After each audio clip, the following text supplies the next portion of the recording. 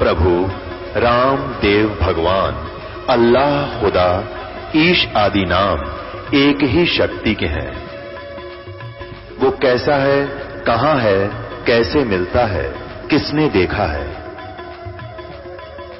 ये प्रश्नवाचक चिन्ह पूर्ण रूप से हटाने के लिए अवश्य सुनिए जगत गुरु तत्वदर्शी संत रामपाल जी महाराज के अमृत वचन, सर्व पवित्र धर्मों के पवित्र शास्त्रों के आधार पर। सतगुरुदेव की जय। सर्वसंगत से प्रार्थना है, सत्संग प्रारंभ हो रहा है। कृपया सत्संग स्थल पर शांतिपूर्वक विराजमान होकर के श्रद्धा से सत्संग सुने। परमेश्वर की प्यारी आत्माओं से पुनर्निवेदन है, सत्संग प्रारंभ हो रहा है। कृपया सत्संग स्थल पर शांतिपूर्वक विराजमान होकर के श्रद्धा से सत्संग सुने। सत साहिब सतगुरुदेव की जय। बंदी छोड़ कबीर परमेश्वर जी की जय। बंदी छोड़ गरीबदास जी महाराज जी की जय। स्वामी रामदेवानंद जी गुरु महाराज जी की जय हो।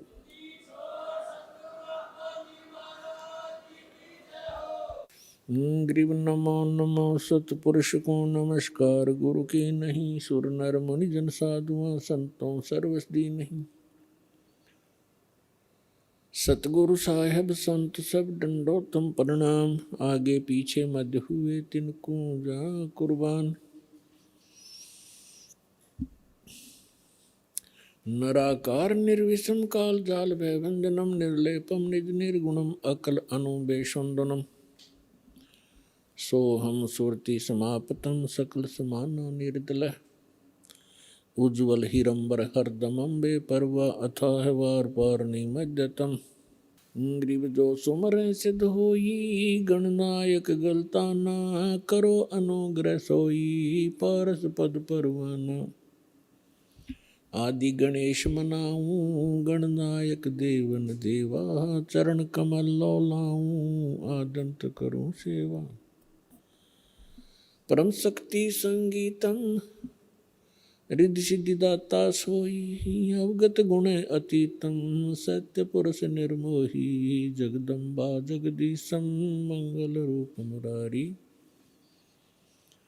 तन मन अर्पों शीसम भक्ति मुक्ति भंडारी।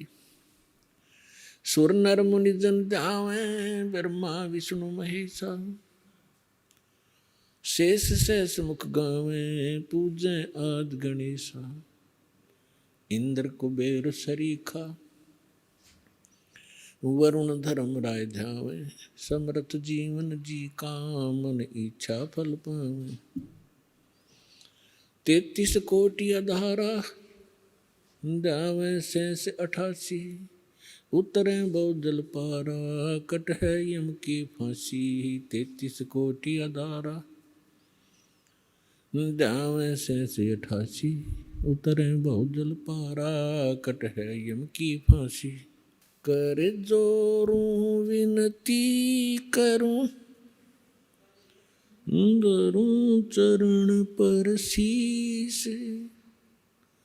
गुरु जी राम देवानंद जी महाराज ने दियो नाम बख्शीस। कोटि कोटि सिजदा करूं कोटि कोटि प्रणाम। चरण कमल में राखियो मैं बंदी जाम गुलाम। कुत्ता हूँ गुरुदेव का रामपाल दास का नाम। गले प्रेम की जेवड़ी जाखें चोभा जाऊं मैं। तो करो तो बावड़ू दूर दूर करो तो जाऊं। जो राखो त्यों ही रहूं जो देव सो खाऊं। परम पिता परमात्मा पूर्ण ब्रह्म सारी सृष्टि के रचनहार कबीर देव, कबीर साहिब, कबीर परमेश्वर जी की असीम रजा से आप सभी पुण्यात्माएं ये अमृत ज्ञान सुनने के लिए उपस्थित हुए।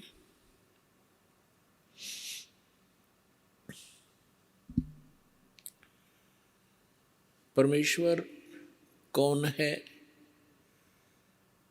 कैसा है, वो कहाँ रहता है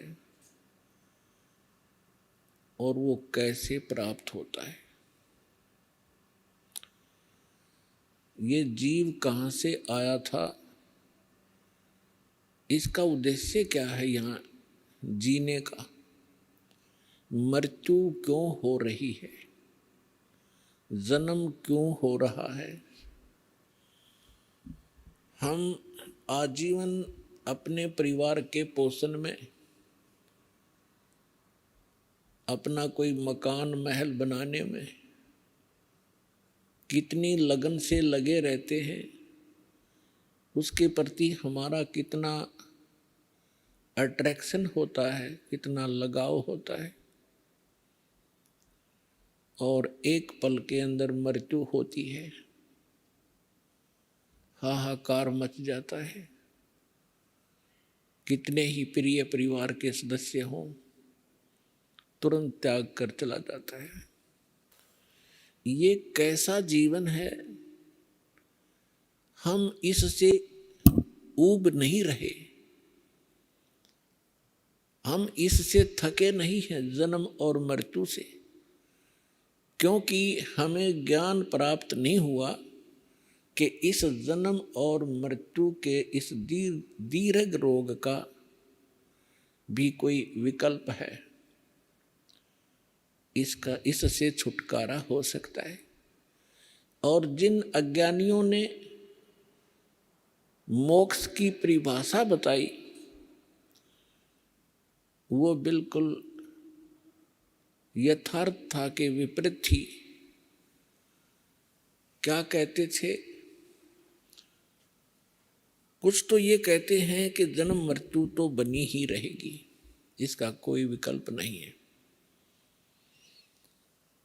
ये तो यूनिवर्सल है, ये जो सच्चाई है यूनिवर्सल ट्रूथ है, उसको ये मानते हैं और इसमें कोई परिवर्तन नहीं हो सकता। कुछ एक मोक्ष की जो परिभाषा बहुत ही भिन्न और सुपीरियर बताते थे, वो क्या कहते थे कि आत्मा का ब्रह्म के अंदर लीन हो जाना, जिसे ब्रह्मलीन कहते थे, ये पूर्ण मोक्ष है।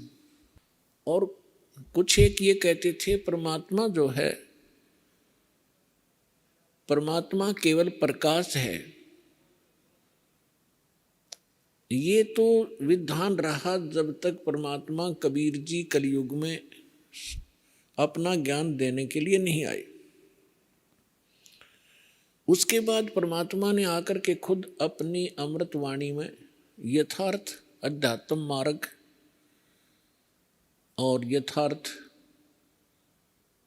भक्ति विधि बताई और अपने निज स्थान का ज्ञान कराया। हम कहाँ रहते थे, हम कौन हैं, कहाँ से आए थे, हम इस जन्म और मृत्यु के कष्ट को क्यों उठा रहे हैं, हम ऐसे लोक में रह रहे हैं जहाँ कोई जीव स्थायी नहीं है। यहाँ के राजा नासवान, प्रजा नासवान होनी ही थी, यहाँ के भगवान नासवान, तो जीव अन्य प्राणियों का फिर क्या अस्तित्व।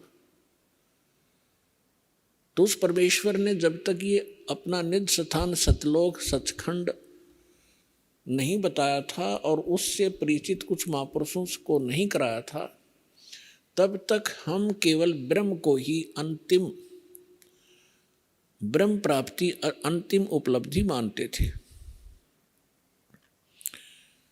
और हम अधिकतर अपने विष्णु जी और शंकर भगवान को, विष्णु भगवान जी को हम सर्वेश्वर मानते थे। सर्वेश्वर महेश्वर अजरो अमर हैं, इनका कोई माता पिता नहीं है। केवल ब्रह्मा जी को नासवान कहा करते थे ये हमारे नकली धर्मगुरु। विष्णु जी और शंकर जी को अजरो अमर मृत्युंजय कालज्य सर्वेश्वर महेश्वर बताया करते थे। परमात्मा के ज्ञान को सुनकर एक नकली पंथ चला राधा स्वामी, और उस राधा स्वामी पंथ वालों ने, जो राधा स्वामी पंथ के प्रवर्तक माने जाते हैं, कहे जाते हैं, श्री शिवदयाल जी, पन्ना गली आगरा वाले, उन्होंने परमात्मा की डेफिनेशन कैसी बताई? मूर्खों को भी हंसी आवे उस परम धनी की बताई डेफिनेशन को यदि आपको अभी सुनाएं, दिखाएंगे। और उस अज्ञानी के पीछे करोड़ों की संख्या में भोली आत्मा लग गई उसको परम संत मान के, क्योंकि उसने कुछ पहले से भिन्न ज्ञान दिया। अध्यात्म उसने क्या बताया कि सतलोक है, ऊपर 4 लोक। कबीर परमात्मा का एक शब्द है, करने नो दीदार महल में प्यारा है। उसको पढ़कर अपने अज्ञान के आधार से उसको डिफाइन किया, उसका अनुवाद किया। उसमें पढ़कर के उसने क्या सुनाया कि एक सतलोक है, फिर अलख लोक है, फिर अगम लोक है, फिर अकय अनामी लोक है। उसके बाद फिर उसके अनुयायियों ने क्या बनाया कि सतलोक है, अलख लोक है, अगम लोक है, अनामी लोक है, और उससे ऊपर साडा राधा स्वामी लोक है। यानी और 5वां घट दिया उन्होंने अपनी अज्ञानता के कारण। और श्री शिवदयाल जी को वो राधा स्वामी कहने लग गए, क्योंकि श्री शिवदयाल जी की धर्म पत्नी का नाम नारायणी देवी था। उसको प्यार से लोग, अन्य श्रद्धालु राधा जी कहा करते थे, और शिवदयाल जी को श्री कृष्ण माना करते थे। इसलिए श्री शिवदयाल जी को राधा स्वामी कहने लगे। जैसे कोई उमा स्वामी कहता है, उमा स्वामी, उमा का स्वामी कौन? भगवान शंकर। उमा स्वामी जो है, उमा स्वामी कहने का तात्पर्य है श्री शंकर जी को संबोधित कर रहा है वो व्यक्ति जो उमा स्वामी कह रहा है, यानी उमा का पति। राधा स्वामी, ये राधा का पति श्री शिवदयाल जी थे। अब श्री शिवदयाल जी क्या थे? श्री शिवदयाल जी कैसा अध्यात्म ज्ञान रखते थे और क्या उनकी भक्ति विधि थी? पुण्यात्माओं, दास को रोना आता है कई बार कि ऐसे मूर्ख आदमी के पीछे और ऐसे एजुकेटेड व्यक्ति फंसे पड़े, क्योंकि उन्होंने उस राधा स्वामी को, शिवदयाल जी को परम धनी और पहुंचा हुआ मान लिया कि अध्यात्म मार्ग में ये बहुत ऊंचे पहुंच गए। और जिस कारण से उन्होंने कोई भी ऑब्जेक्शन नहीं किया, क्योंकि जैसे डॉक्टर होता है, अब डॉक्टर की पढ़ाई अलग है, इंजीनियरिंग की पढ़ाई अलग है। अब इंजीनियर चाहे चीफ इंजीनियर हो, वो रोगी हो जाता है और कहीं उसको बोर्ड मिलता है डॉक्टर, तो उसके पास चला जाता है और उसने अच्छी उपाधि लगा रखी हो, MBBS, MD, फलाना, सर्जन, तो फिर तो कहना ही क्या। अब वो चीफ इंजीनियर उसके डॉक्टर समझकर जाता है, उसको जो भी वो टैबलेट देता है वो खाता है, राहत मिले ना मिले उसके भाग की बात है। यदि वो डॉक्टर है तो राहत मिलेगी, डॉक्टर नहीं है तो उस चीफ इंजीनियर को ये कोई वो नहीं होगा कि ये डॉक्टर नहीं है, क्योंकि उसकी पढ़ाई और मेडिसिन के बारे में अननोन है, अनभिज्ञ है। ठीक इसी प्रकार इस ग्रुप के अंदर जैसे हाईली एजुकेटेड व्यक्ति भी हैं, जैसे IAS, IPS, कर्नल, मिलिट्री के जो कर्नल, लेफ्टिनेंट, तहसीलदार, SDM, जज। अब उन्होंने वो पढ़ाई अलग पढ़ी हुई है और ये अध्यात्म पढ़ाई अलग है, भिन्न है। इन्होंने इसको राधा स्वामी के पंथ के प्रवर्तक को, श्री शिवदयाल जी को एक महापुरुष और पहुंचा हुआ संत मान के समर्पण कर रखा है। इन्होंने जो ज्ञान दिया है वो सही होगा, क्योंकि ये इसी मार्ग के व्यक्ति हैं। अपने आत्माओं, डॉक्टर की इक्वेशन को, डॉक्टर की मेडिसिन को डॉक्टर ही बता सकता है ये उस रोग की है कि नहीं है। और दूसरी पहचान उसकी होती है कि जिस रोग की मेडिसिन होती है वो कहीं ना कहीं बुक के अंदर भी लिखी होती है।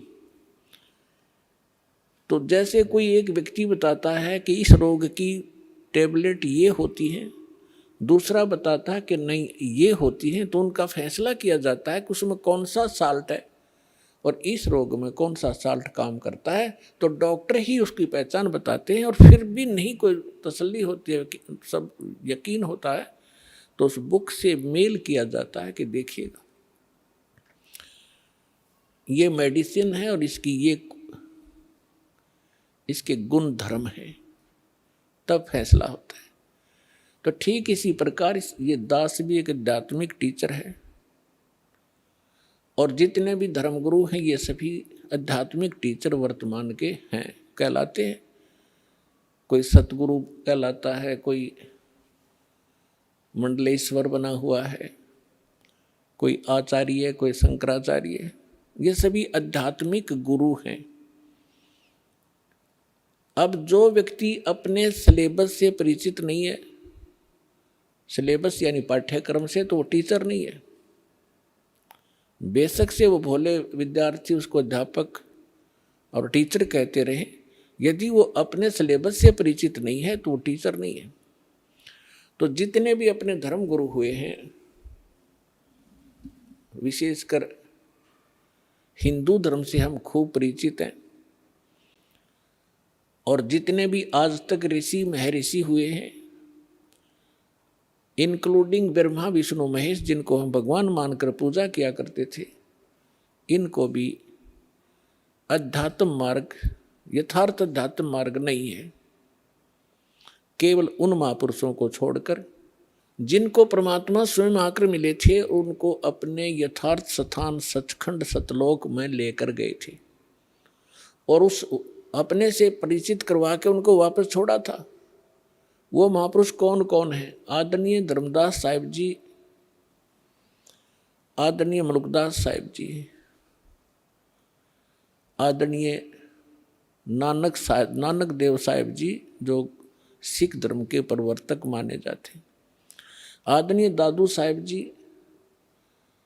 आदरणीय गरीबदास साहिब जी, गांव छुडानी, जिला झज्जर, हरियाणा वाले, आदरणीय गीसा दास साहिब जी, गांव खेखड़ा, और जिला अब बागपुर हो गया है, पहले मेरठ था, ये उत्तर प्रदेश वाले, आदरणीय स्वामी रामानंद जी, काशी वाले, बनारस वाले। इन महापुरुषों को परमात्मा सीधे मिले जैसा परमेश्वर का विधान है। वेदों में प्रमाण है कि वो परमात्मा सचखंड में रहता है, ऊपर के लोक में, तेजों में लोक में रहता है।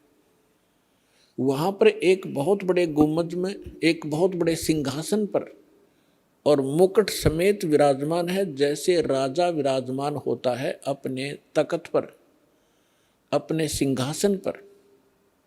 ऊपर छत्र है उस मालिक के सिर पे। परमात्मा मनुष्य सदृश्य है, नर आकार है। वो वहां से गति करके आता है, वहां से चलकर आता है, सशरीर आते हैं भगवान, और अच्छी आत्माओं को मिलते हैं, दृढ़ भक्तों को मिलते हैं।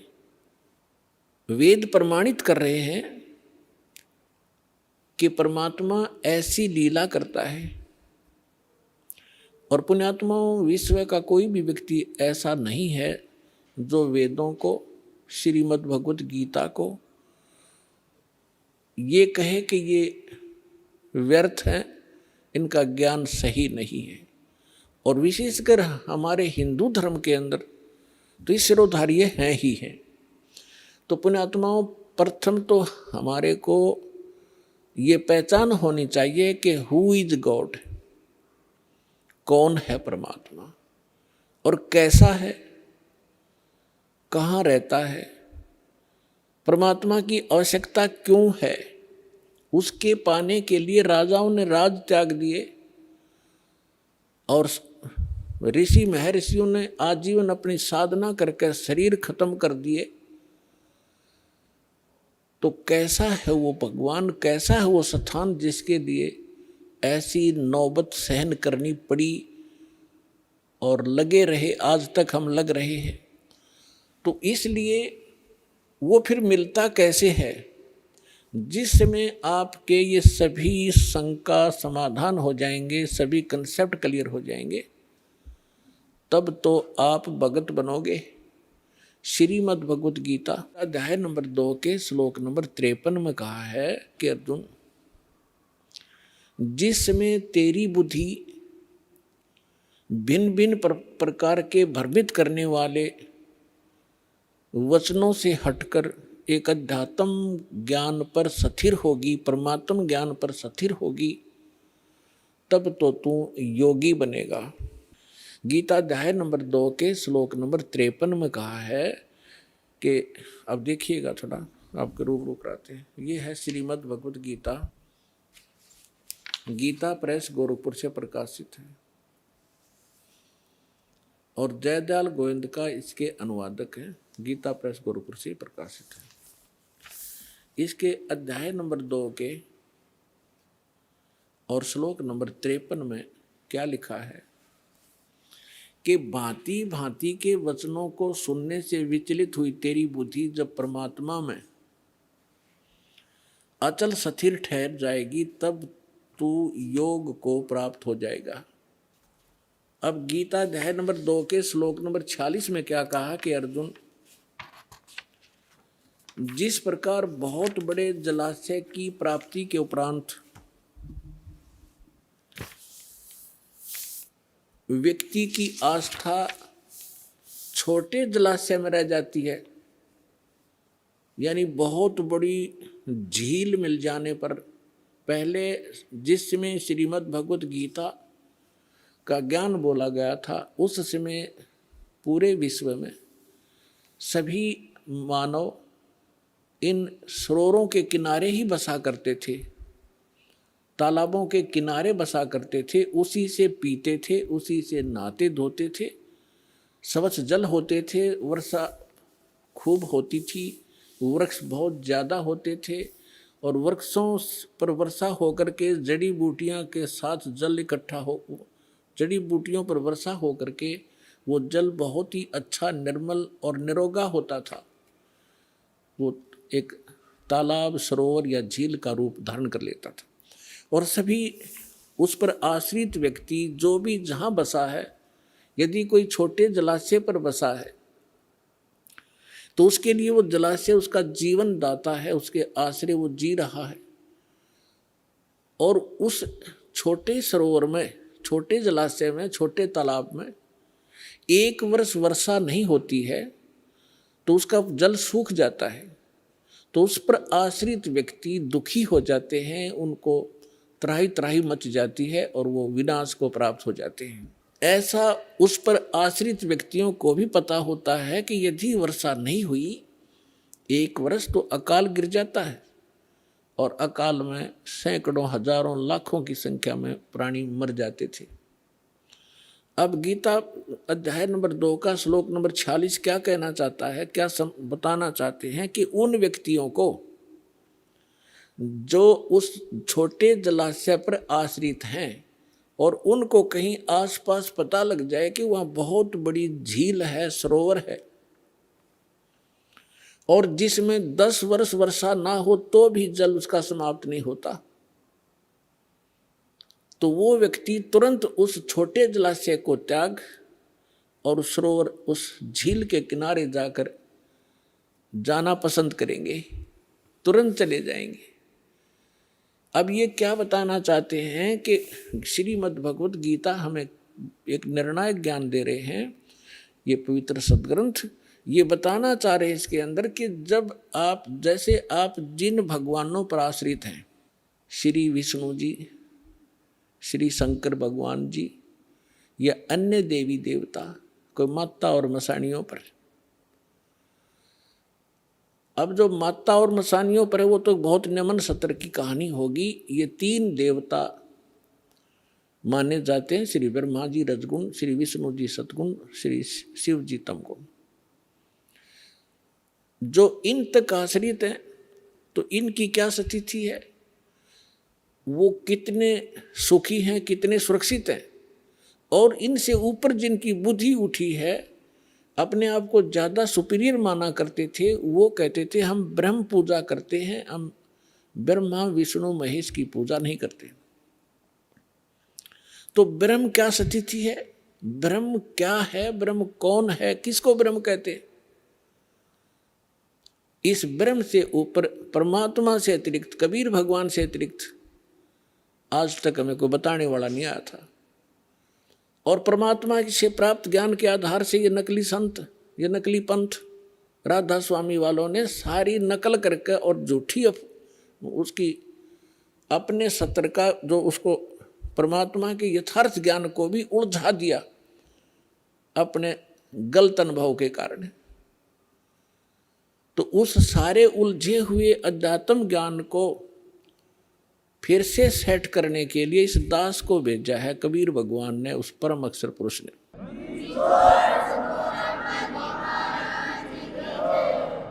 और उसके विषय में परमात्मा ने, कबीर साहब ने कहा कि 9 मन सूत उलझिया, ये ऋषि रहे जखमार, और सतगुरु ऐसा सुलझा दे, उलझा ना दूजी बार।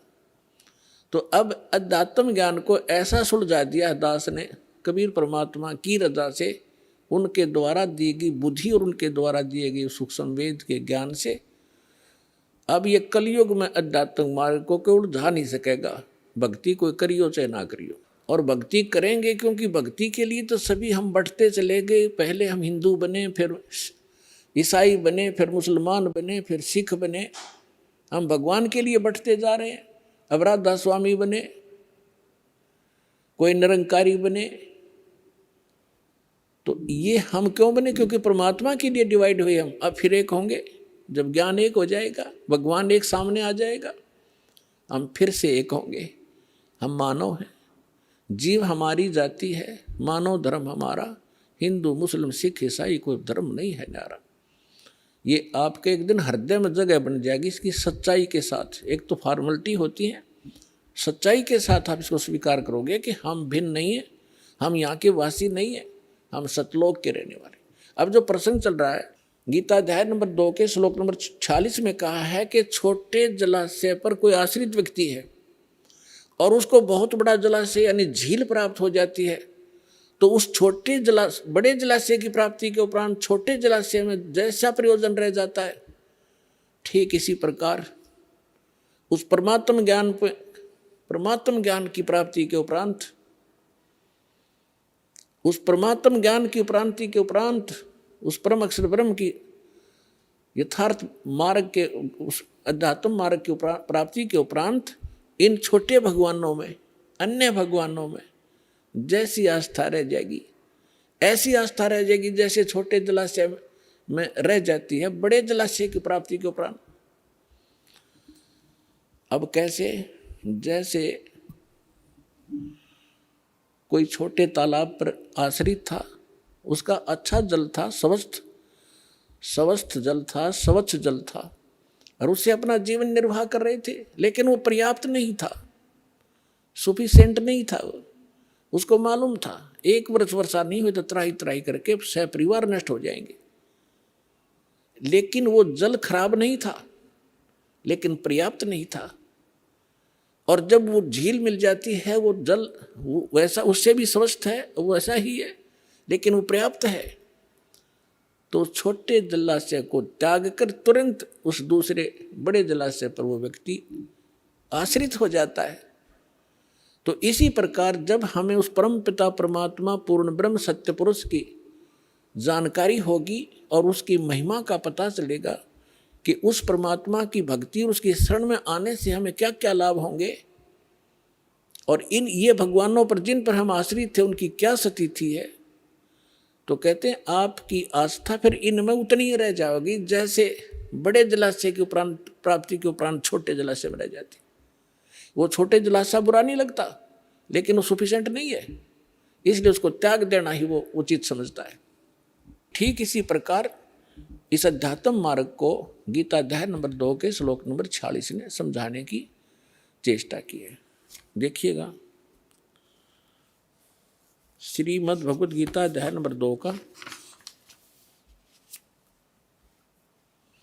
ये देखिए, गीता अध्याय नंबर 2 और श्लोक नंबर ये 46। सब ओर से परिपूर्ण जलाशय के प्राप्त हो जाने पर छोटे जलाशय में मनुष्य का जितना प्रयोजन रहता है। अब इनकी तो बुद्धि ब्रह्म तक थी। ये अनुवादक हैं, ये कहता है कि ब्रह्म को रह जाता है। ब्रह्म को तत्व से जानने वाले ब्राह्मण का समस्त वेदों में उतना ही प्रयोजन रह जाता है। अब वेदों में नहीं, अभी अनुवाद तक में करना आया नहीं, इनको अकल थी नहीं कि ये वेद ये ज्ञान बोल कौन रहा है, इनको ये नहीं मालूम था आज तक।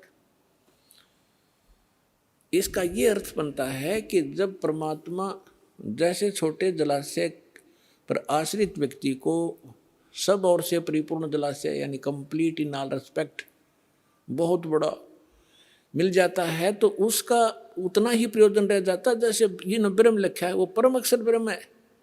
उस परम अक्षर ब्रह्म की प्राप्ति के उपरांत के ज्ञान के उपरांत इन छोटे देवताओं में जैसे आस्था जीव का प्रयोजन रह जाता है, ऐसा ही रह जाता है जैसे बड़े जलाशय की प्राप्ति के उपरांत छोटे जलाशय में रह जाता है।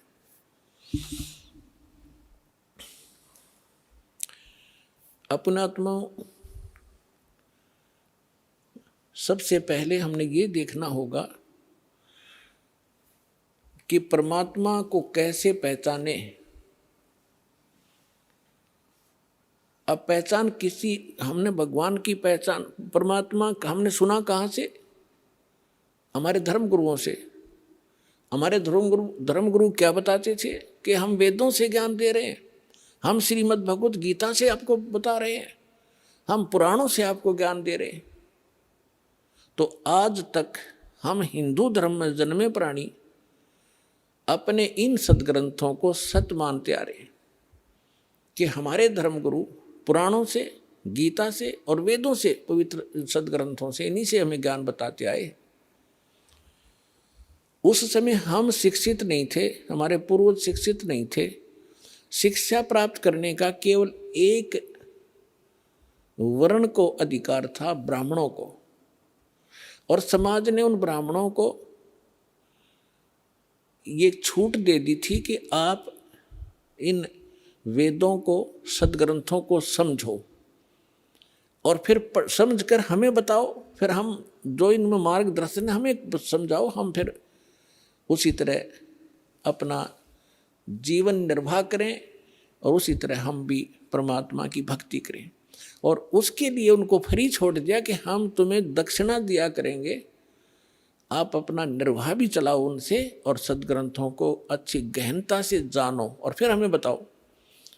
वो टीचर बनाए थे। अब उन धर्मगुरुओं ने जैसा ज्ञान समझा वो भी आपको प्राप्त है। आपको कैसा बता रखा है? ब्रह्मा विष्णु महेश को सर्वेश्वर, इनके कोई माता पिता नहीं, इनकी कोई जन्म मृत्यु नहीं होती, ये सर्वेश्वर हैं। और कुछ एक ने क्या बताया कि ब्रह्म सुप्रीम पावर है। ब्रह्म अपने आत्माओं, ये तो बच्चों की व्याख्या थी, अनजान बालकों की दंत कथा, लोक वेद सुना सुनाया अज्ञान भरा हुआ था ये सारा।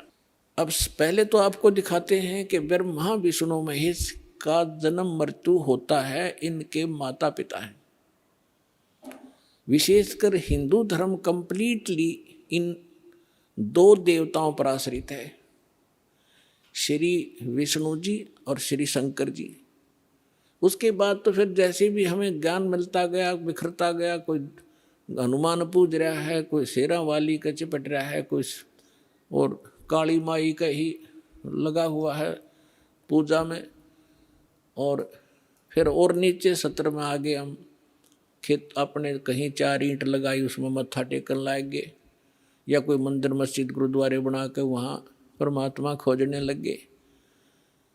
लेकिन मुख्य रूप से हिंदू धर्म के लोग श्रद्धालु श्री विष्णु जी और श्री शंकर जी को सुप्रीम मानकर पूजते रहे। और हमें ये बताया गया था इनके कोई माता पिता नहीं, केवल ब्रह्मा जी की मृत्यु बताते थे। आयु फिक्स थी कि 100 वर्ष की आयु होती है, फिर अपने आप पैदा हो जाता है। और ये तीनों देवता स्वयंभू हैं, ऐसी बकवाद सुना रखी थी हमारे। अब हमारे सदग्रंथ क्या बताते हैं, उनकी जीवनी क्या बताती है, उनकी इतिहास क्या बताता है, जिन सदग्रंथों को हम सत्य माना करते थे। देखिएगा, श्रीमद् देवी भागवत 3रा स्कंद,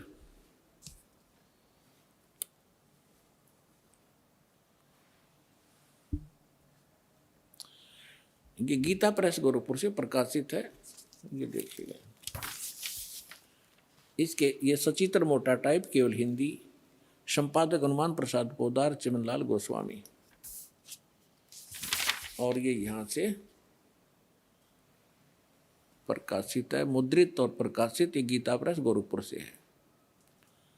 गीता भवन कार्यालय कोलकाता का संस्थान, गीता प्रेस गोरखपुर।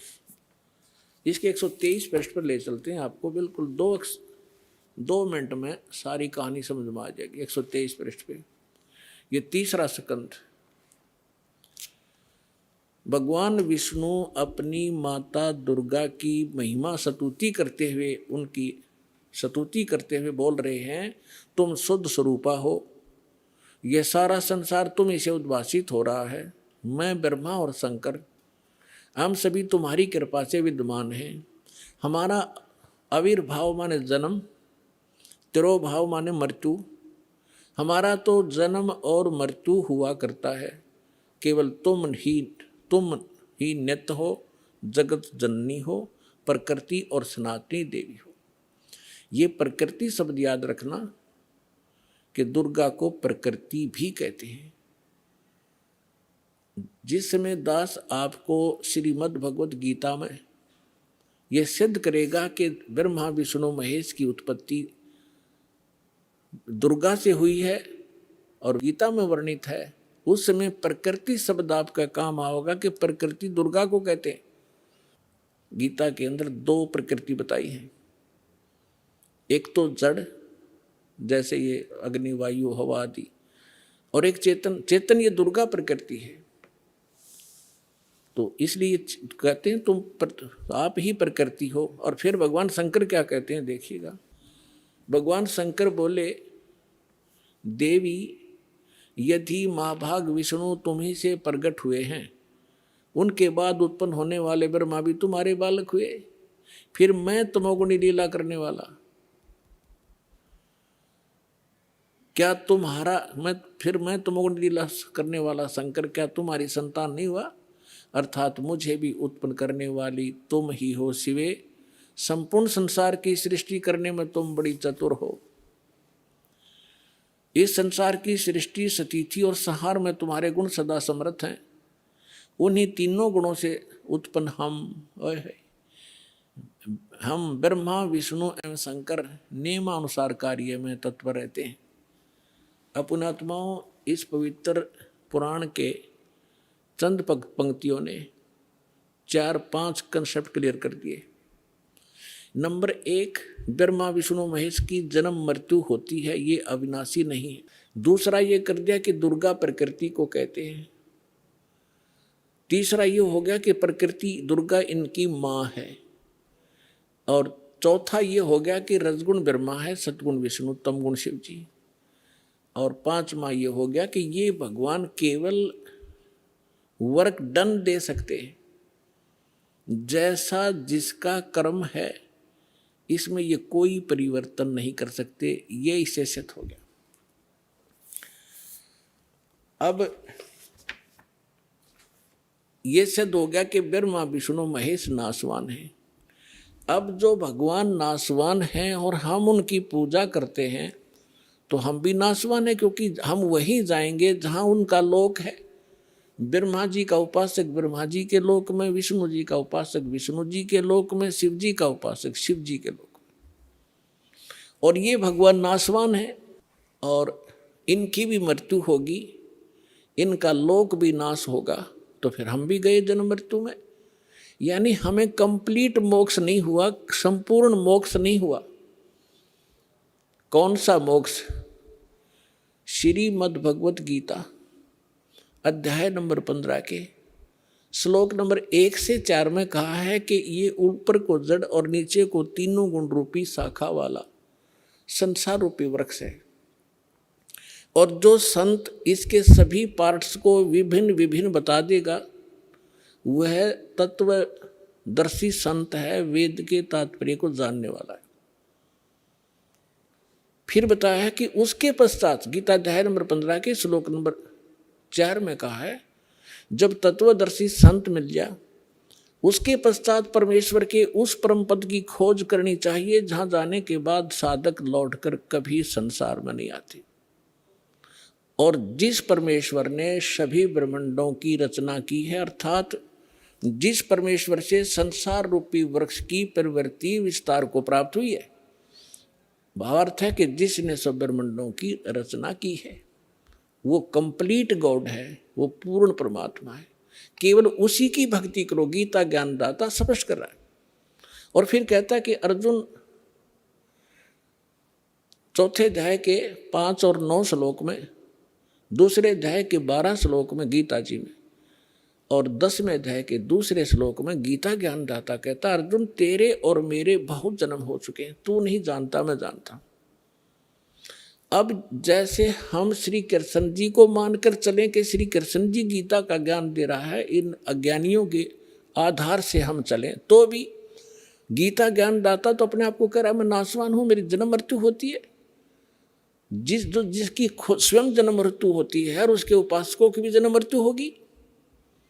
गीता अध्याय नंबर 18 के श्लोक नंबर 62 में कहा, इसलिए कहा कि अर्जुन तू सर्वभाव से उस परमेश्वर की शरण में जा, उसकी कृपा, उस परमेश्वर की कृपा से तो परम शांति को और सनातन परम धाम को प्राप्त होगा। और उसकी शरण में जाने से तेरा कंप्लीट पूर्ण मोक्ष होगा।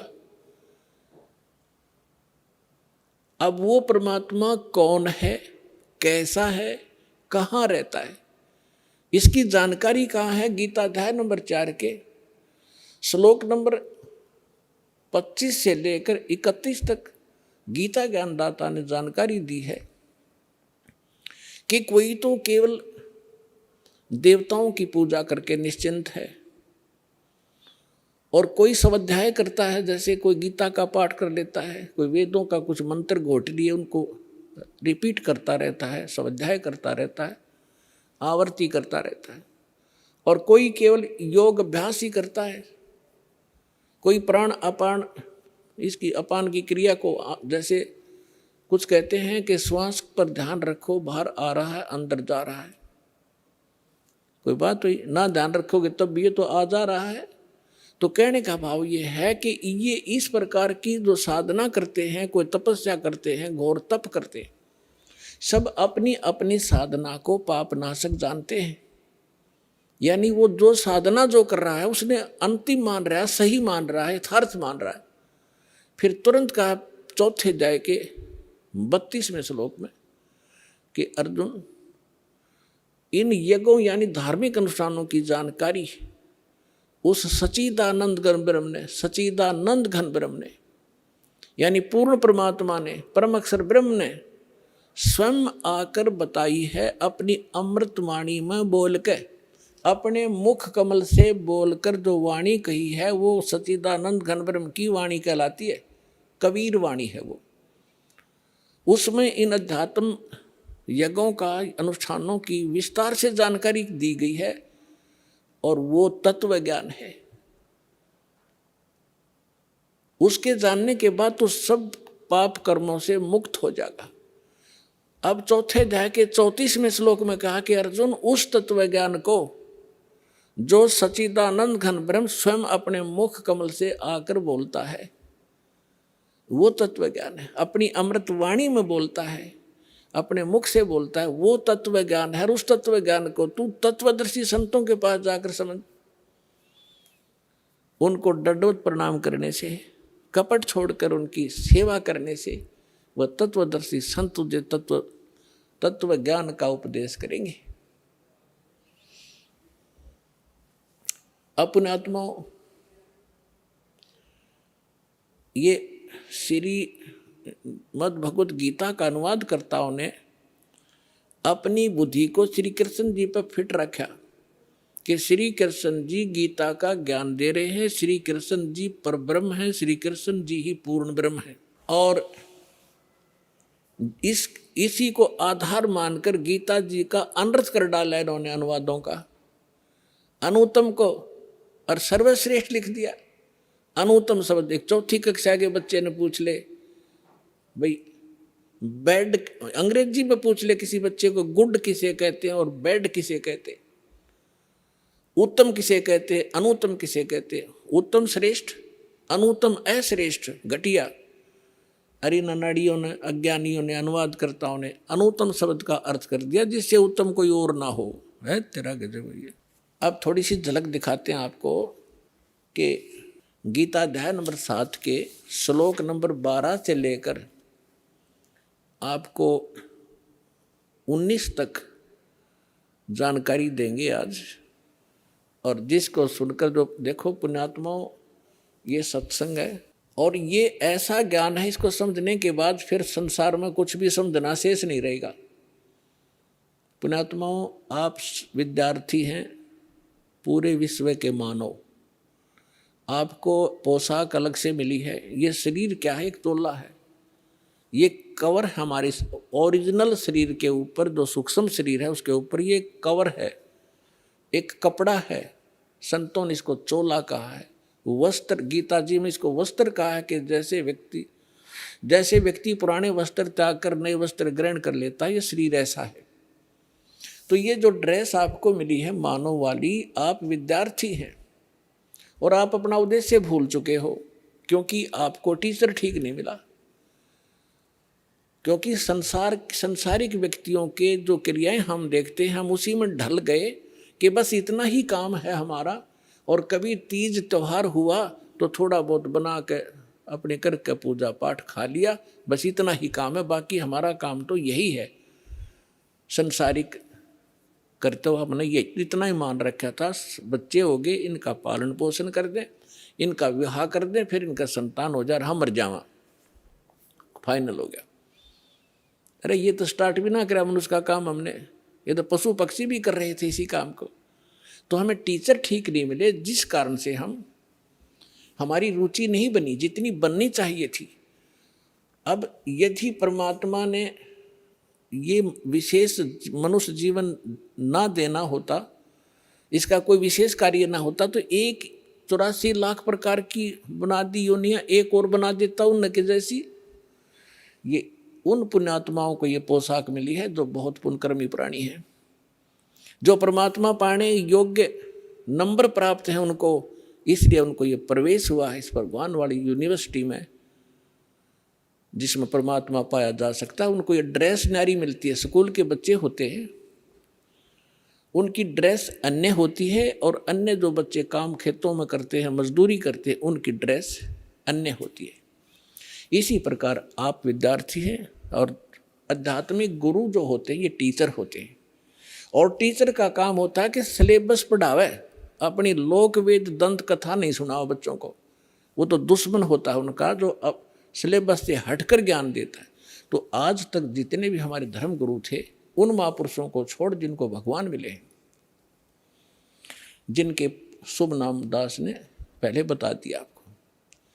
बाकी सभी हमें लोक वेद सुना रहे थे, गीता अपने सदग्रंथों से हटकर ज्ञान सुना रहे थे।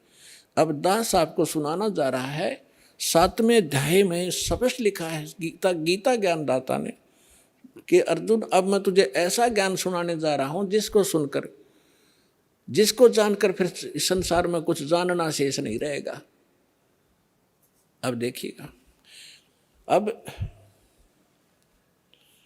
इससे पहले थोड़ा सा कंसेप्ट ये क्लियर करता हूं। 4थे अध्याय का 32वें श्लोक में इन्होंने गड़बड़ कर रखी है अनुवादकर्ताओं ने। ये देखिएगा 4थे अध्याय का 32वां श्लोक, ये देखिएगा, ये है श्रीमद् भगवद गीता, गीता प्रेस गोरखपुर से प्रकाशित है। जयदयाल गोविंद का इसके अनुवादक हैं और ये अध्याय नंबर 4 का और श्लोक नंबर 32। इसमें देखिएगा एवं बहुविधा यगा वितता, ये ब्रह्मण शब्द है, ब्रह्मण मुखे, ब्रह्मण मुखे। आप एजुकेटेड है पुण्यात्माओं, परमात्मा ने आपको शिक्षा इसलिए दी है कि आप भगवान को पहचानने में सक्षम हो जाए। नहीं तो पिछला इतिहास देख ले, दास का जन्म जब हुआ हमारे यहाँ कोई शिक्षा नहीं थी और सब सुख चैन से जिया करते थे, प्यार से रहते थे, बेईमाना नहीं था। इस शिक्षा ने हमारी नैतिकता खराब कर रखी है। जब से हम शिक्षित और अपने आप को विकास मानते हैं, जिसको बड़ा तरक्की कर ली, अपना पतन कर लिया हमने। ऐसी फिल्में देखते हैं बच्चे, ऐसा बिगड़ गया, आपस में प्रेम रहा नहीं। परमात्मा को मालूम था कि इसमें अवगुण बहुत हैं, इसलिए अभी तक हमारे तक इस विष को आने नहीं दिया था एजुकेशन वाले को। अब देना, ये एजुकेशन देना अनिवार्य समझा कि इसके बगैर ये समझ नहीं सकते भगवान कौन है, कैसा है। ये हमारे काल के दूत इनको मूर्ख बनाए बैठे, इसलिए परमात्मा ने आपको शिक्षा दी और ये इंस्ट्रूमेंट बनाए जो आज आप प्रोजेक्टर देख रहे हो, चिप देख रहे हो, मोबाइल में अपना सत्संग सुन रहे हो। ये गॉड गिवन है, मनुष्य के सत्तर की बुद्धि का बनाया हुआ नहीं है।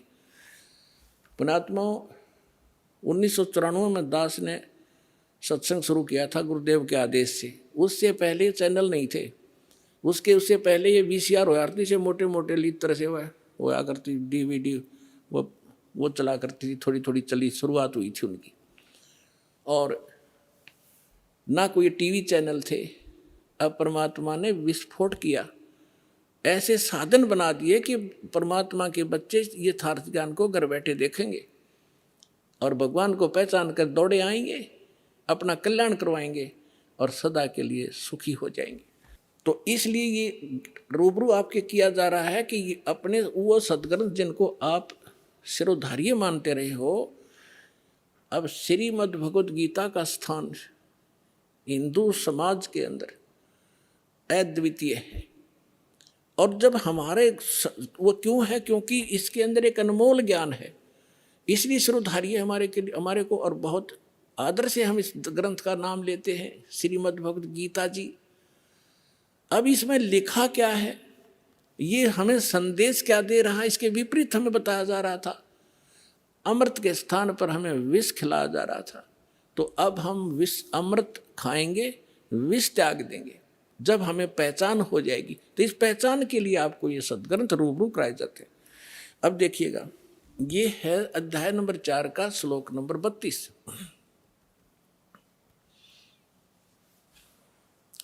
इसमें ये है एवं बहुविधा यज्ञा वितता ब्रह्मण मुखे। ये ब्रह्मण मुखे शब्द है। कर्मजान विधितान सर्वान एवं ज्ञातवा विमोक्षसे। इसका अर्थ इन्होंने कैसा किया है कि इस प्रकार और भी बहुत तरह के यज्ञ माने धार्मिक अनुष्ठान, इन्होंने ब्रह्मण मुखे का अर्थ या अनर्थ कर दिया, वेद की वाणी बोल दी, लिख दिया। वेद की वाणी में विस्तार से कहे गए हैं और उन सब को तू कर्म जान, ये गलत है, शारीरिक क्रियाओं द्वारा संपन्न होने वाले जान। इस प्रकार तत्व से जानकर उनके अनुष्ठान द्वारा तू कर्म बंधन से सर्वथा मुक्त हो जाएगा। अब इन्होंने जो गड़बड़ की है यहाँ की है, ब्रह्मण मुखे का अर्थ कर दिया वेद की वाणी। अब देखिएगा, कहते हैं चोर चुरावे तोमड़ी और गड्ढे पानी में, वो गड्ढे व ऊपर आवे न सच्चाई छनी ना। अब किसी चोर ने किसी का तुम्बा चुरा लिया और उसने छुपाने की कोई जगह पाई ना, पानी में छोड़ा नीचे और बाहर बैठ जाकर इतनी देर में फिर आ ले ऊपर, वो फिर दबे, वो फिर कितना चमक जाए थोड़ा सा ऊपर ने। तो इन्होंने कोशिश बहुत की है सच्चाई को उस तुम्बे की तरह जल में छुपाने की, पर छुपा नहीं करता जल में तुम्बा। तो अब देखिएगा गीता अध्याय नंबर 17 के श्लोक नंबर 23 में यही शब्द है ब्रह्मण। यहां इन्होंने अनुवाद ठीक कर दिया। ये देखिएगा अध्याय नंबर 17 का श्रीमद् भगवद गीता और श्लोक नंबर 23 में ओम तत्सत इति निर्देश है। ये ब्रह्मण शब्द है। ब्रह्मण त्रिविध समर्थ है। ब्राह्मणा तेन वेदा च यगा च विहिता पुरा। इसका अर्थ इन्होंने सही किया यहाँ पर। ओम ओम तत् तत् सत सत, ऐसे यह है 3 प्रकार का ब्रह्मण माने सच्चिदानंद घन ब्रह्म का नाम कहा है। ये ब्रह्मण का अर्थ ये है असली। ब्रह्मण माने सच्चिदानंद घन ब्रह्म। अपने आत्मा ब्रह्म का अर्थ वैसे तो परमात्मा होता है, लेकिन ब्रह्म से जैसे ईश माने क्या होता है? स्वामी, मालिक, परमात्मा। ईश कहो, ब्रह्म कहो। अब फिर परब्रह्म शब्द हो रहा है, हमने सुनने को मिला परब्रह्म, यानी इससे नेक्स्ट ब्रह्म, ब्रह्म से नेक्स्ट। जैसे एक दादा, एक परदादा, दादाजी से दूसरा दादा, नेक्स्ट ग्रैंडफादर। तो ब्रह्म, फिर परब्रह्म, फिर हमने सुना है पूर्ण ब्रह्म, और महापुरुषों की वाणी में हमने सुना है पार ब्रह्म। पार ब्रह्म का अर्थ है कंप्लीट, सबके पार, सबसे पार वाला, सबसे आखिर वाला। तो श्रीमद् भगवत गीता अध्याय नंबर 15 के श्लोक नंबर 16 और 17 में 3 पुरुष हैं। पुरुष कहो, राम कहो, ईश कहो, ब्रह्म कहो। अब जैसे ब्रह्म, फिर परब्रह्म और फिर पूर्ण ब्रह्म, इसी प्रकार गीता जी में 3 पुरुष बताए हैं 15वें अध्याय के 16 और 17 में। अब पहले वहां ले चलते हैं आपको, फिर ये सारा ज्ञान आपका समझ में आओगा। अपने आत्माओं इतने एजुकेट इंटेलिजेंट मानव बना है आज। इन कंप्यूटर को घुमा रहे हैं छोटे छोटे बेटे और बेटियां। इन मोबाइलों में ऐसे सिस्टम है, इनको बड़ी अच्छी तरह से सेट कर चला लेते हैं। अरे अध्यात्म मार्ग में सब तो पिछड़ गए हम। अब हम अध्यात्म मार्ग में ऊपर आएंगे, पूरा विश्व सुखी होगा, आप भी सुखी होगे, आत्मिक शांति होगी। जो परमात्मा काम किया करता, परमात्मा आपके साथ रहेगा, आपको वो सुख देगा। अब देखो कितने ही अच्छी फिल्म आप देख रहे हो और कितनी सुख सुविधा आपने उपलब्ध कर दी वैज्ञानिक तरीके से, और कल एक जवान बेटे की मृत्यु हो जा, एक आँख नहीं सुहा, वो टेलीविज़न और वो गाने उन्हें फोड़ने दिल कराए, न फूक दो कि तगेर के। तो पुण्यात्माओं, ये नकली सुख है। असली सुख भगवान से मिलेगा, जो दास आपको विधि बताएगा। आप भी सुखी, आपका परिवार भी सुखी, आपकी 101 पीढ़ी पार हो जाएगी। वो मार्ग आपको बताएगा।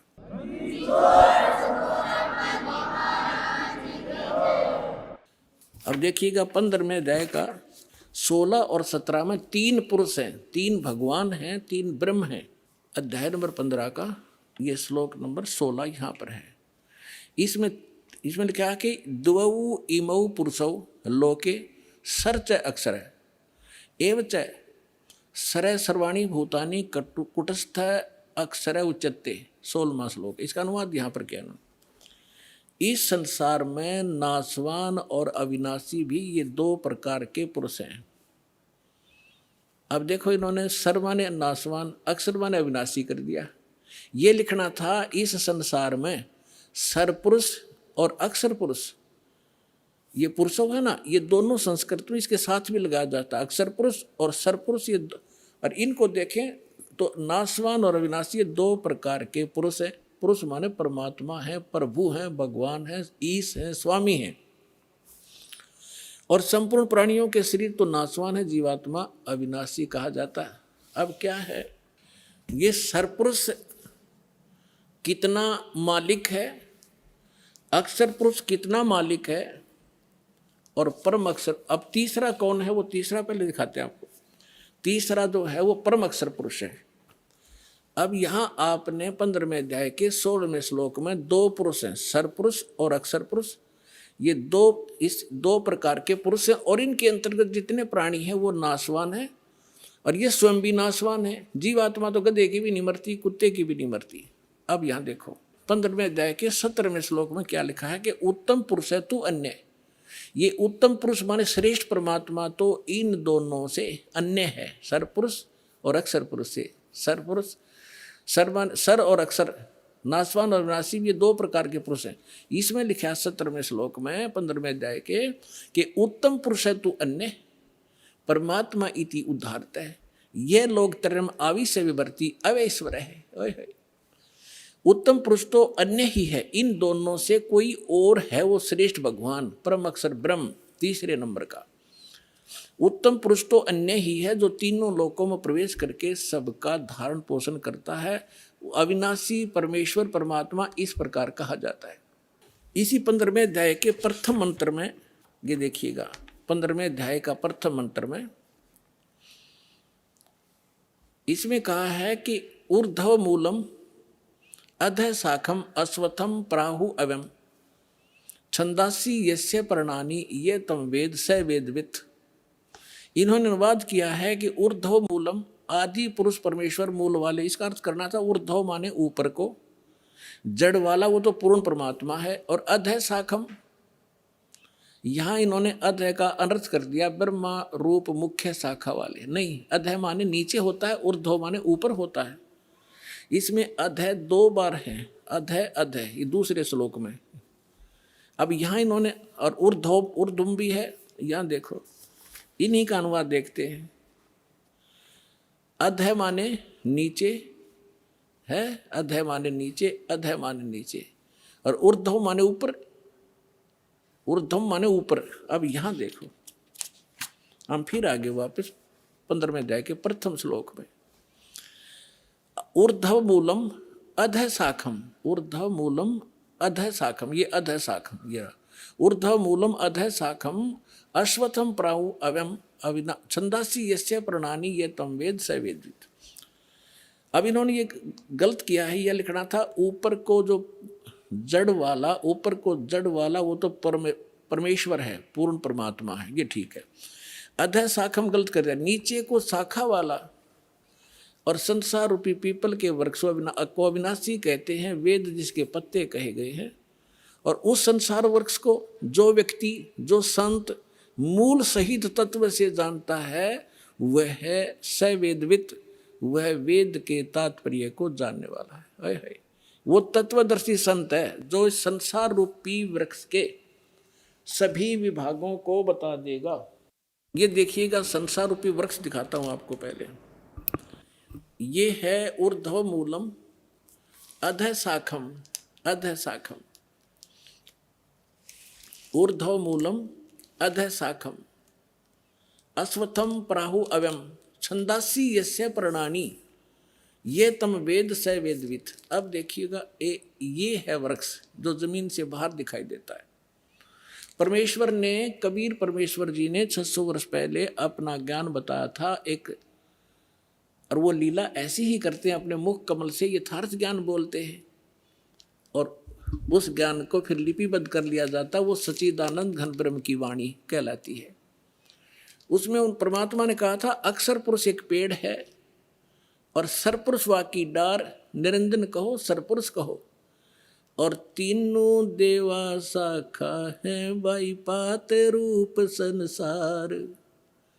उस परमेश्वर ने, वो परमात्मा जैसे रामानंद जी को मिले थे, स्वामी रामानंद जी को, उन्होंने जब परमात्मा को ऊपर देखा, फिर नीचे उसी एक सिंपल वेशभूषा में धाणक जुलाहे रूप में बनारस में देखा।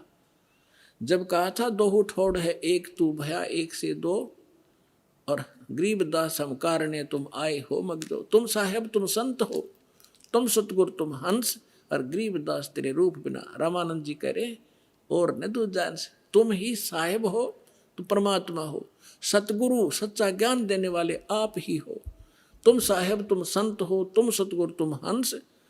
और गरीबदास जी, जैसे तुलसीदास जी ने रामायण को लिखा था, चित्रार्थ किया था, उस प्रकार गरीबदास जी को परमात्मा ने दिव्य दृष्टि दी थी। वो सारी सच्चाई गरीबदास साहिब जी ने अपनी वाणी में लिखा है, इसलिए गरीबदास जी का नाम आता है। लेकिन वार्ता चल रही है रामानंद जी और परमात्मा की। तुम साहेब तुम संत हो, तुम सतगुर तुम हंस, गरीबदास तेरे रूप बिना और न दूजा हंस। बोलत रामानंद जी सुनो कबीर करतार, कहे कबीर गरीबदास सब रूप के तुम ही सृजनहार। तो यहाँ बताया जाता है कि तुम सतगुरु भी आप ही हो, सच्चा ज्ञान आपके बिना इस पृथ्वी पर कोई जानता ही नहीं। तो परमात्मा आए थे एक, हम उसको कवि कह करके फाइनल कर दिया, उनकी क्लोज कर दी फाइल को। अब फिर खोल लेंगे जब देखियो लाल की पहचान होने के बाद आपको पता लगेगा लाल कौन है। तो उस परमेश्वर ने 600 वर्ष पहले सच्चिदानंद घन ब्रह्म की वाणी में, अपनी कबीर वाणी में क्या लिखा था?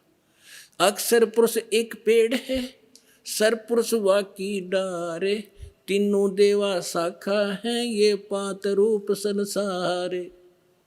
और वे गीता क्या कहती है 15वें अध्याय का प्रथम मंत्र, कि जो संत इस उल्टे लटके संसार रूपी विभाग वृक्ष के सभी विभाग पत्तों सहित जड़ से लेकर पत्तों तक बता देगा, वो तत्वदर्शी संत है। पहचान बताई है तत्वदर्शी संत की।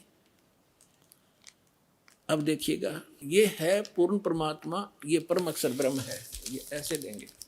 ये है जड़ जो मूल है, ऊर्ध्व मूलम, ये परम अक्षर ब्रह्म है, पूर्ण ब्रह्म परमेश्वर।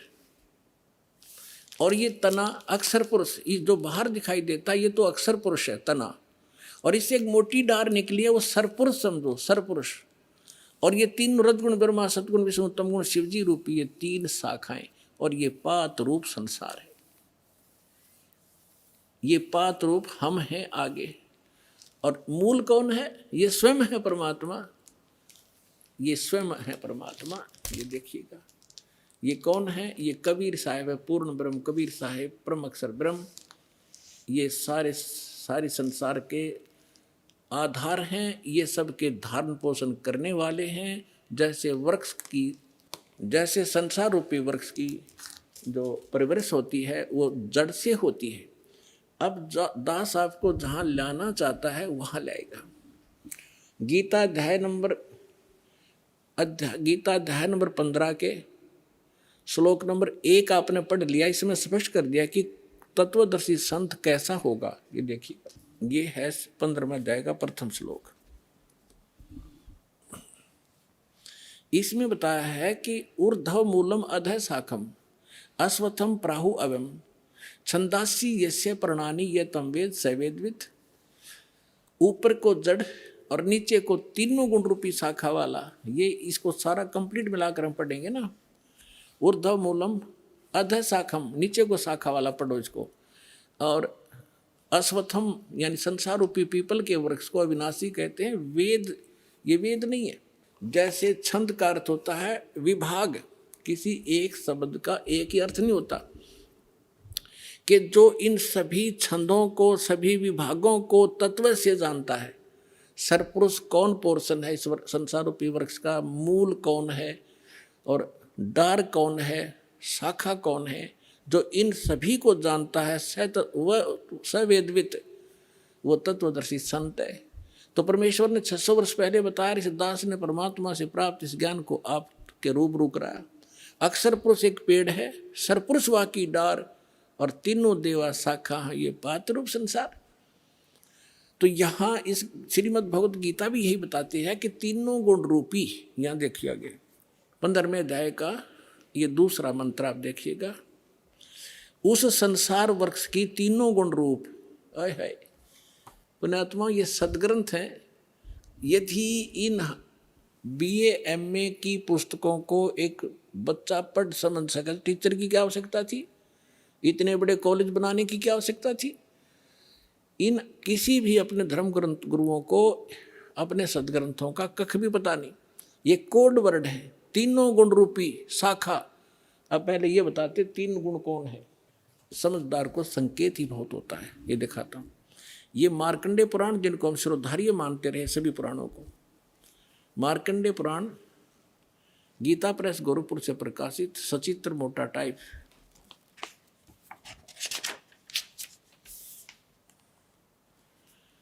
गीता प्रेस गोरखपुर से प्रकाशित है।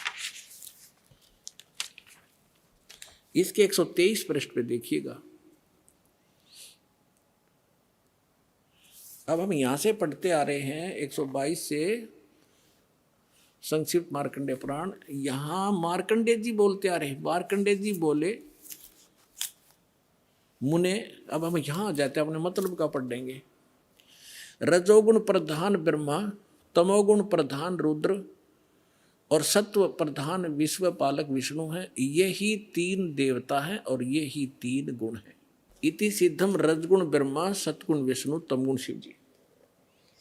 और भी बहुत से प्रमाण हैं, जैसे ये देखिएगा श्रीमद् देवी भागवत, इसमें संस्कृत भी साथ में, हमें ये सुविधा है इसको समझने में। भाग 1 और ये कहाँ से प्रकाशित है? श्री अथ देवी भागवतम सभाष्टिकम समात्यम, खेमरा श्री कृष्णदास प्रकाशन, मुंबई से। इसके यहाँ आइएगा, ये 3रा स्कंद है। अथ श्रीमद् देवी भागवते भाषा टीका युक्ते 3य स्कंद है प्रारंभते। 3रे स्कंद में आ गया, पृष्ठ नंबर 11 पे और अध्याय नंबर 5। इसका मंत्र हम 8 पढ़ेंगे, 7वां या समाप्त हुआ। भगवान शिव जी कह रहे हैं माता अपनी माँ दुर्गा से, हे माता, यदि हमारे ऊपर सदा आप दया युक्त हो तो हमको तमोगुण में किस प्रकार प्रदान किया, और रजोगुण ब्रह्मा रजोगुण और हरि सतोगुण युक्त किए, क्यों युक्त किए? अब ये तो संस्कृत हिंदी है, अब संस्कृत पढ़ेंगे हम। ये देखिए, यदि दया धर्मना न सदाम्बिके कथम अहम विहिता च, मैं क्यों बना दिया, शंकर भगवान कहते तमोगुण है। और कमल जय, कमल से उत्पन्न होने वाले ब्रह्मा जी को रजोगुण संभाव, रजोगुण क्यों बनाया? सुवित क्यों सतोगुण, सत्व गुणों हरि, और विष्णु जी को आपने सतगुण क्यों बनाया? इति सिद्धम रजगुण ब्रह्मा, सतगुण विष्णु, तमगुण शिव जी। अब हम फिर लेते हैं श्रीमद् भगवद गीता को।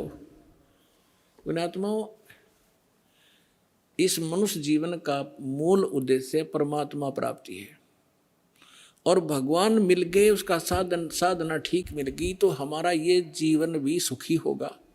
इसलिए भगवान की खोज हम किया करते थे, और जिस कारण से हम इन नकली संतों के यहाँ फंस गए, जिसने जैसी साधना बताई हम दिन रात लगे रहे, हमारे पूर्वज मर गए, भूत बन गए, अब उनके श्राद्ध निकलवा रहे हैं, वो भूत योनि में भोग रहे हैं और हमें मूर्ख बना रहे हैं, श्राद्ध निकाल दो, तुम्हारे पिता तृप्त हो जाएंगे। पहले पिताजी 360 दिन में 2-2, 3-3 बार रोटी खाया करते, और फिर एक साल में एक दिन छिका कर उसको सदा के लिए सुखी कर देंगे। ये सारे उल्टे काम लगा रखे थे हमारे पूर्वजों को। अब हम सदग्रंथों को समझेंगे, इसमें कहा क्या गया है। अब देखिएगा, श्रीमद् भगवत गीता, गीता प्रेस गोरखपुर से प्रकाशित है। अब अध्याय नंबर 15 का हमने श्लोक नंबर 1 पढ़ लिया। ऊर्ध्व मूलम अधः शाखम अश्वत्थम प्राहु अव्यम छंदासी यस्य प्रणानी ये तम वेद स वेदवित्।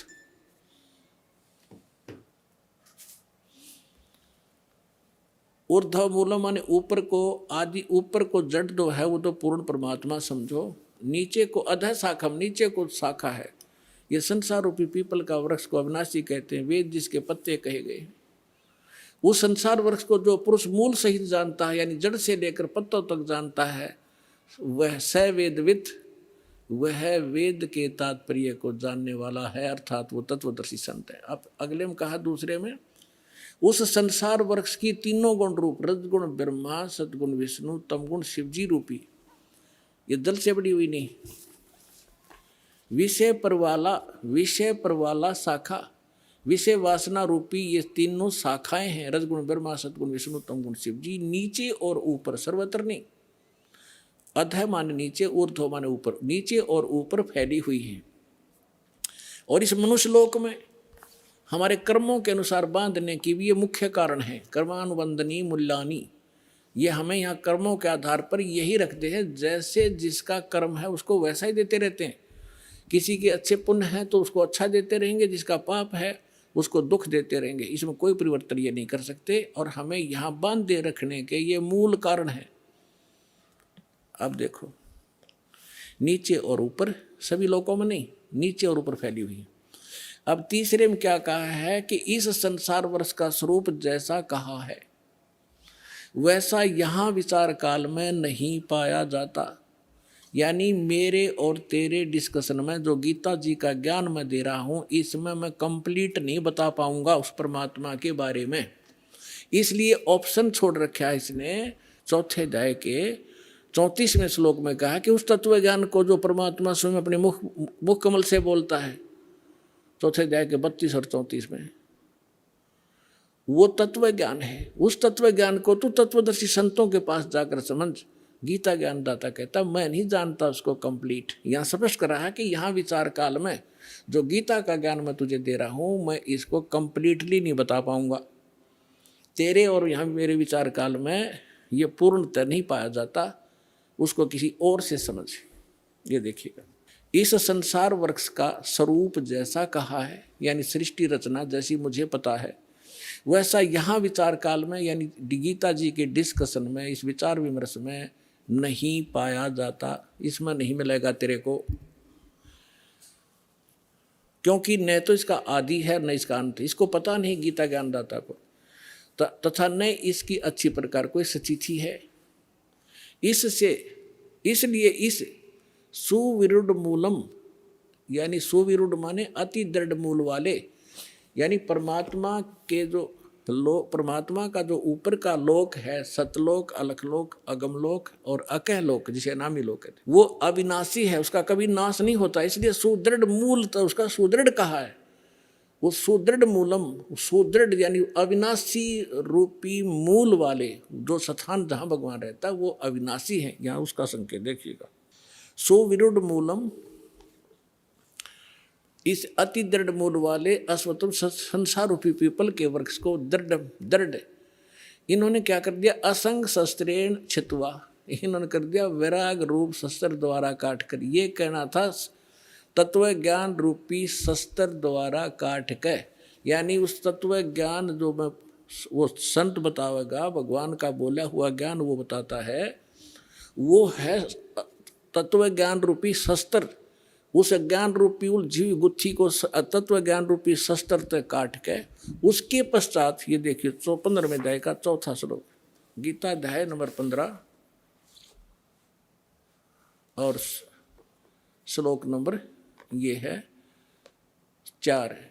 उसके पश्चात उस परम पद रूप परमेश्वर को भली भांति खोजना चाहिए, जिसमें गए हुए पुरुष यानी साधक फिर लौटकर संसार में नहीं आते, और जिस परमेश्वर से पुरातन संसार वृक्ष की प्रवृत्ति विस्तार को प्राप्त हुई है, उसी आदि पुरुष नारायण की मैं शरण हूँ।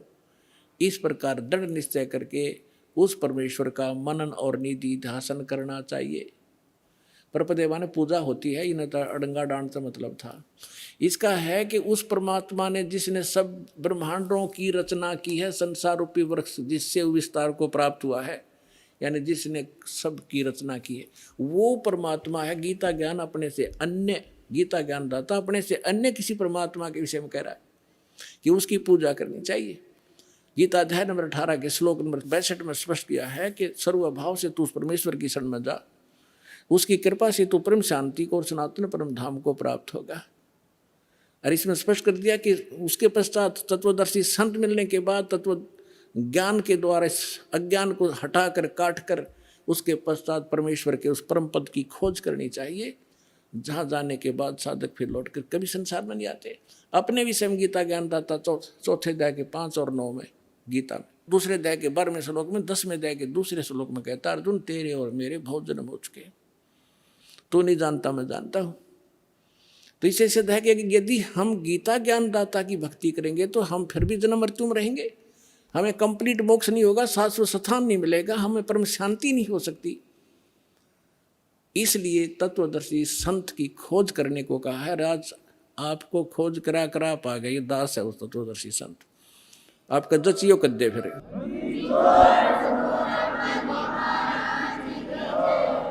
अब आपको फिर लाते हैं 15वें अध्याय के 16 और 17 दो श्लोकों पर। फिर आपके आसानी से आज का सत्संग जो दास आपको समझाना चाहता था आसानी से समझोगे। देखिएगा, ये है अध्याय नंबर 15 का। अब श्लोक नंबर हम 16 यहाँ से पढ़ा था, फिर देख लेते हैं। दिवौ इमौ पुरुषौ लोके सर्च अक्षर एव च सर सर्वाणी भूतानि कुटस्थ अक्षर उच्यते। इन्हीं का अनुवाद पढ़ लेते हैं। 15वां अध्याय। इस संसार में नासवान नासवान अक्षर अविनाशी दो प्रकार के पुरुष माने परमात्मा प्रभु ब्रह्म दो कहे, और संपूर्ण प्राणियों के शरीर ना तो नासवान है, जीवात्मा अविनाशी कही जाती है। फिर ये 70 में मैं तुरंत कहा कि उत्तम पुरुष है तू अन्य, वो श्रेष्ठ भगवान तो इन दोनों से कोई और है। और परमात्मा इसी उदाहरत जिसको भगवान कहा जाता है। ये लोग त्रयमावी से विभर्ती जो तीनों लोकों में प्रवेश करके सबका धारण पोषण करता है, वो अविनाशी परमात्मा है। इन्हीं का अनुवाद।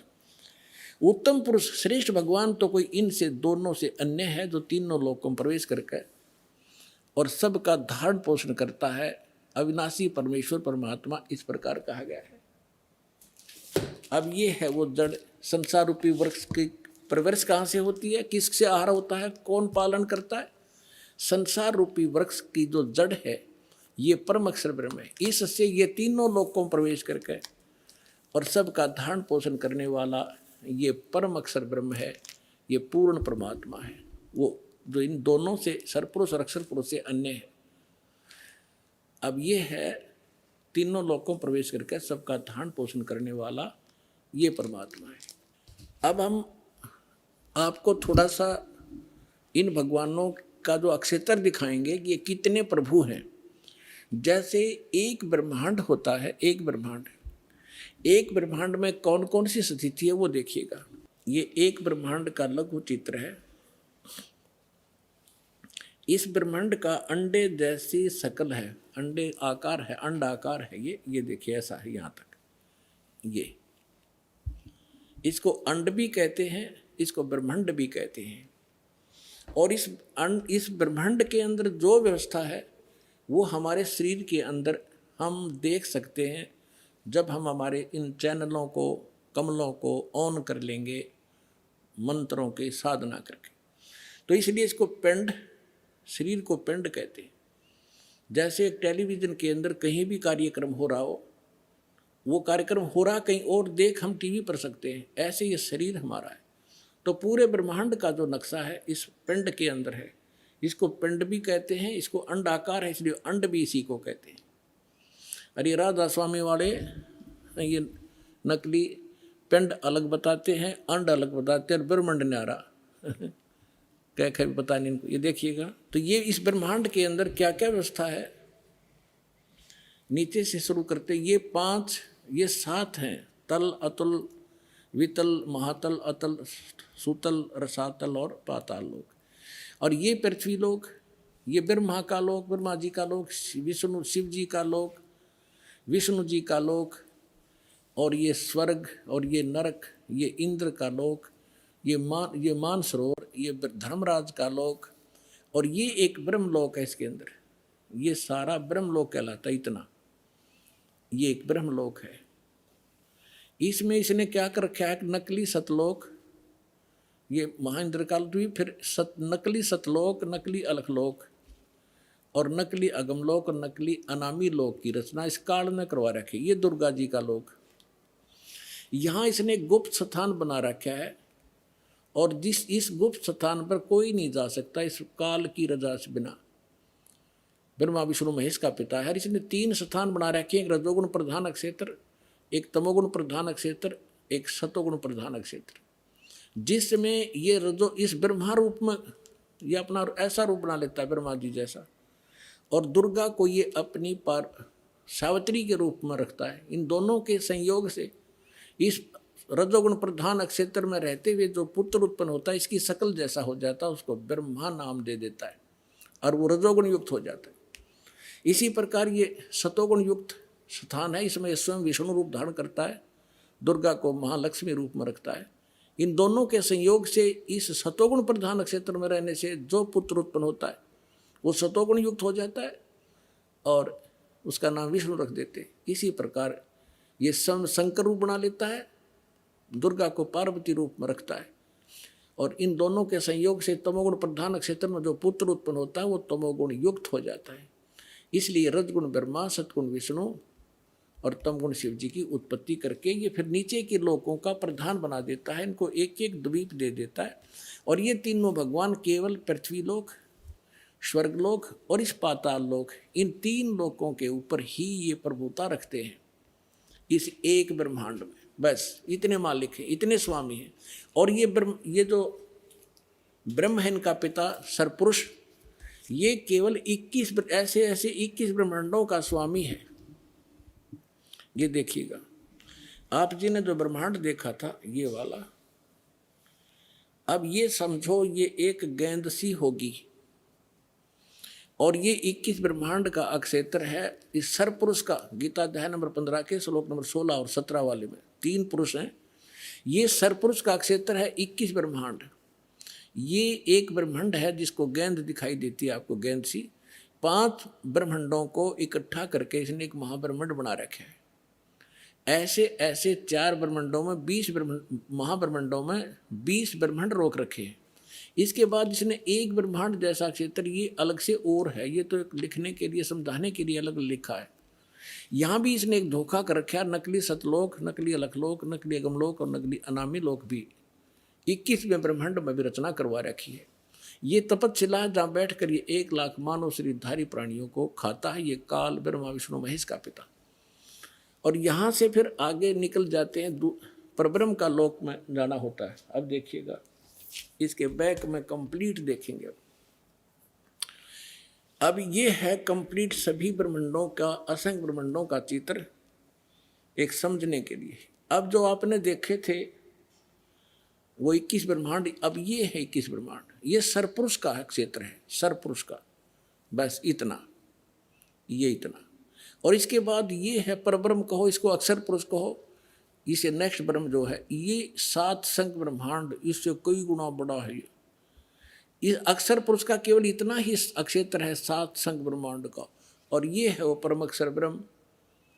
असंख्य ब्रह्मांड का स्वामी ये असंख्य, ये छोटे छोटे दिखे सारे ब्रह्मांड हैं, सारे अलग अलग से।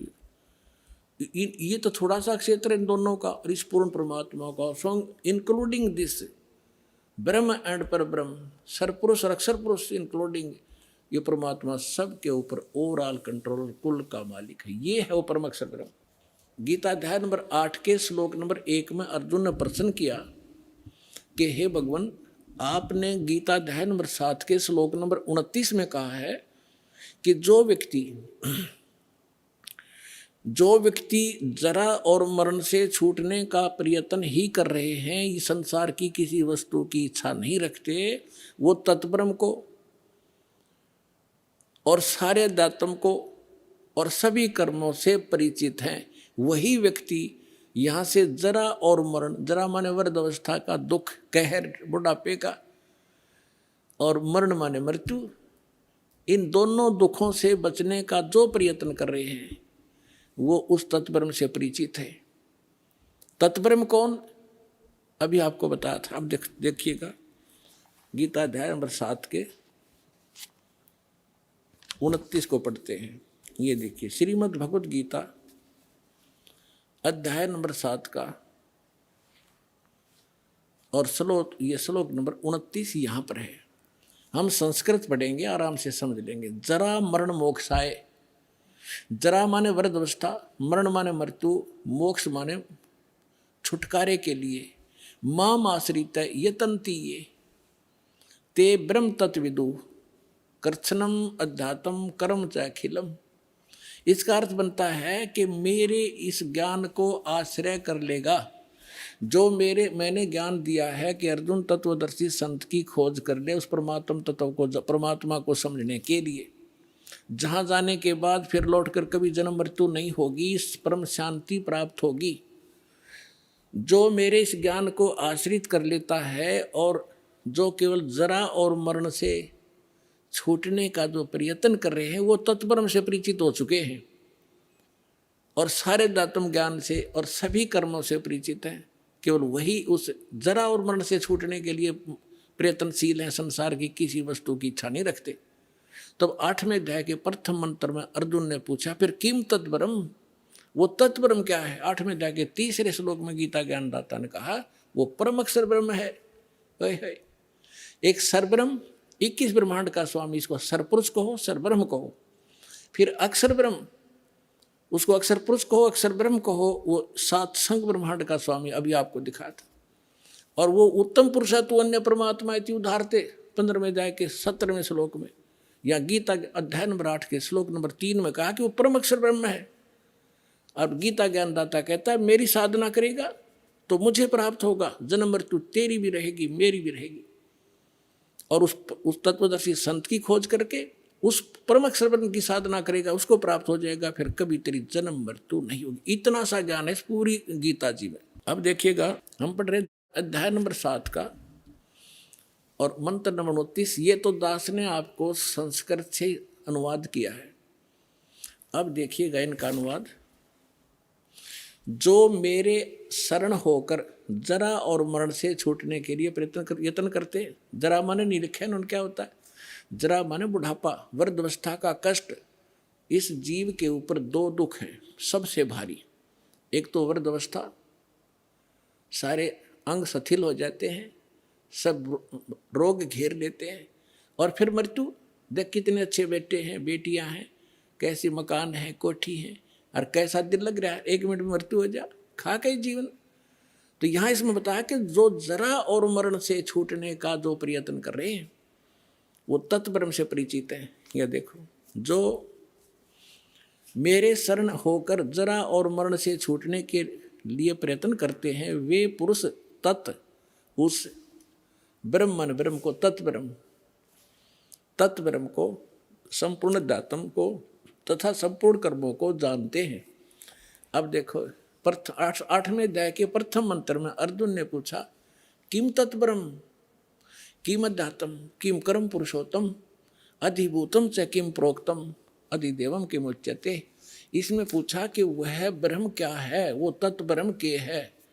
अब गीता ज्ञानदाता ने 8वें अध्याय के 3रे श्लोक में बताया। 8वें अध्याय के 3रे श्लोक में वो परम अक्षर ब्रह्म है। अपने आत्मा इतना गजब का ज्ञान इस अनमोल ग्रंथ में, अमर ग्रंथ में, गीता जी में। और ये नकली श्री कृष्ण जी ने सुप्रीम पावर बताते। श्री कृष्ण जी का था कि इसमें रोलक हो ना, गीता में की तो पूजा की विधि भी नहीं है, उसका कोई जिक्र भी नहीं है, सिर्फ 3 गुण बता दिए, रजगुण ब्रह्मा, सतगुण विष्णु, तमगुण शिव जी। अब गीता ज्ञानदाता कौन है? ये ब्रह्म है। ये ऐसे अलौकिक कर्म करता है, किसी के अंदर प्रवेश करके अपना ज्ञान दे देता है। अब ये जो दास आपको बताना चाहता है कि गीता ज्ञानदाता कहता है कि मेरी भक्ति करेगा तो मुझे प्राप्त होगा। 8वें अध्याय के 5 और 7 मंत्र में, 8वें अध्याय के 8, 9, 10 में इस परम अक्षर ब्रह्म के बारे में कहा है कि उसकी भक्ति करेगा तो उसको प्राप्त होगा। सीधी सी बात है। अब देखिएगा, ये अध्याय नंबर 8 आप पढ़ रहे हैं, हमने 3 पढ़ दिया, 5 पढ़ेंगे। जो पुरुष अंत काल में भी मुझ को स्मरण करता हुआ शरीर को त्याग कर जाता है वह मेरे साथ मद भावम भावती, मद भावम याति, वो मेरे ही भाव में भावित रहता है। इसका अर्थ तो ये बनता है, इसमें कोई संशय नहीं। और 7वें में क्या कहा है? अब 7वें में कहा है कि इसलिए हे अर्जुन सब समय में मेरा स्मरण कर और युद्ध भी कर, मुझ में अर्पण किए हुए मन बुद्धि युक्त होकर निसंदेह मुझको ही प्राप्त होगा। अब देखो, गीता ज्ञान दाता कह रहा है कि यदि तू मेरी भक्ति करेगा तो युद्ध करना पड़ेगा तेरे को, यहाँ परम शांति नहीं हो सकती, क्योंकि जहाँ युद्ध है वहाँ शांति कैसे? और युद्ध में भी स्मरण जरूरी।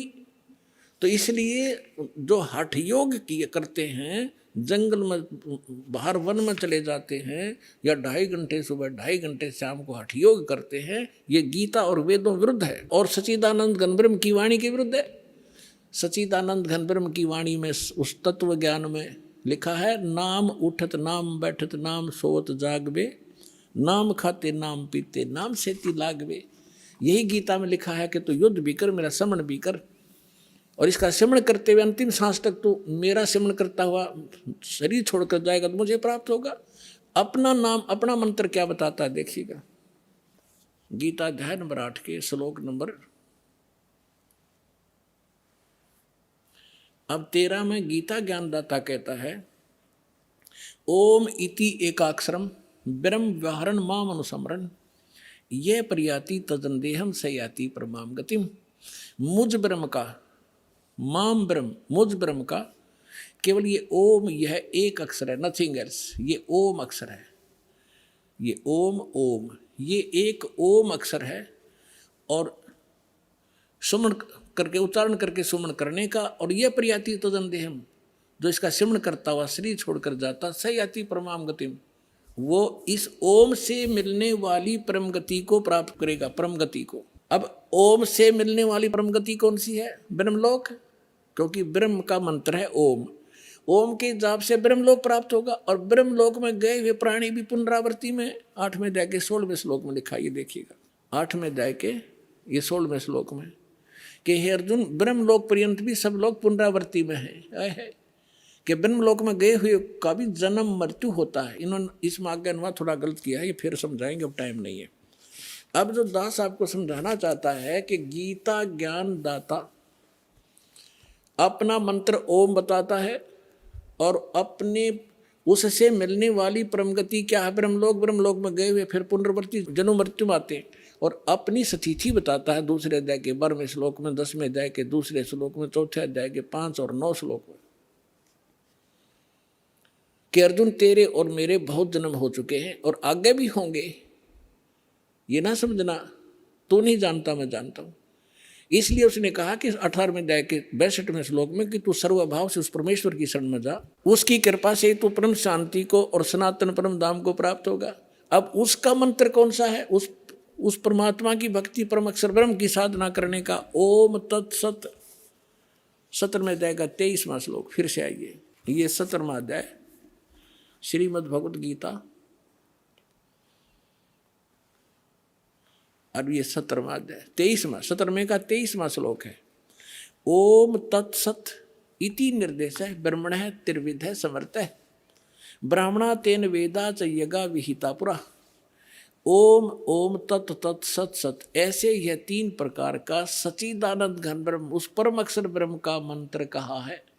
अब सच्चिदानंद घन ब्रह्म परम अक्षर ब्रह्म का मंत्र ओम तत्सत, उसको पाने का। ओम तो पुण्यात्मा सीधा है ब्रह्म सरपुरुष का, और जो तत्व है वो अक्षर पुरुष का, वो सांकेतिक कोड वर्ड दास के पास है, इस पृथ्वी विश्व में किसी के पास नहीं। और सत है ये परम अक्षर ब्रह्म का, ये भी कोड वर्ड है, सांकेतिक शब्द है। ओम और तत् जो सांकेतिक शब्द है, वो दोनों मिलकर ये सतनाम बनता है 2 अक्षर का।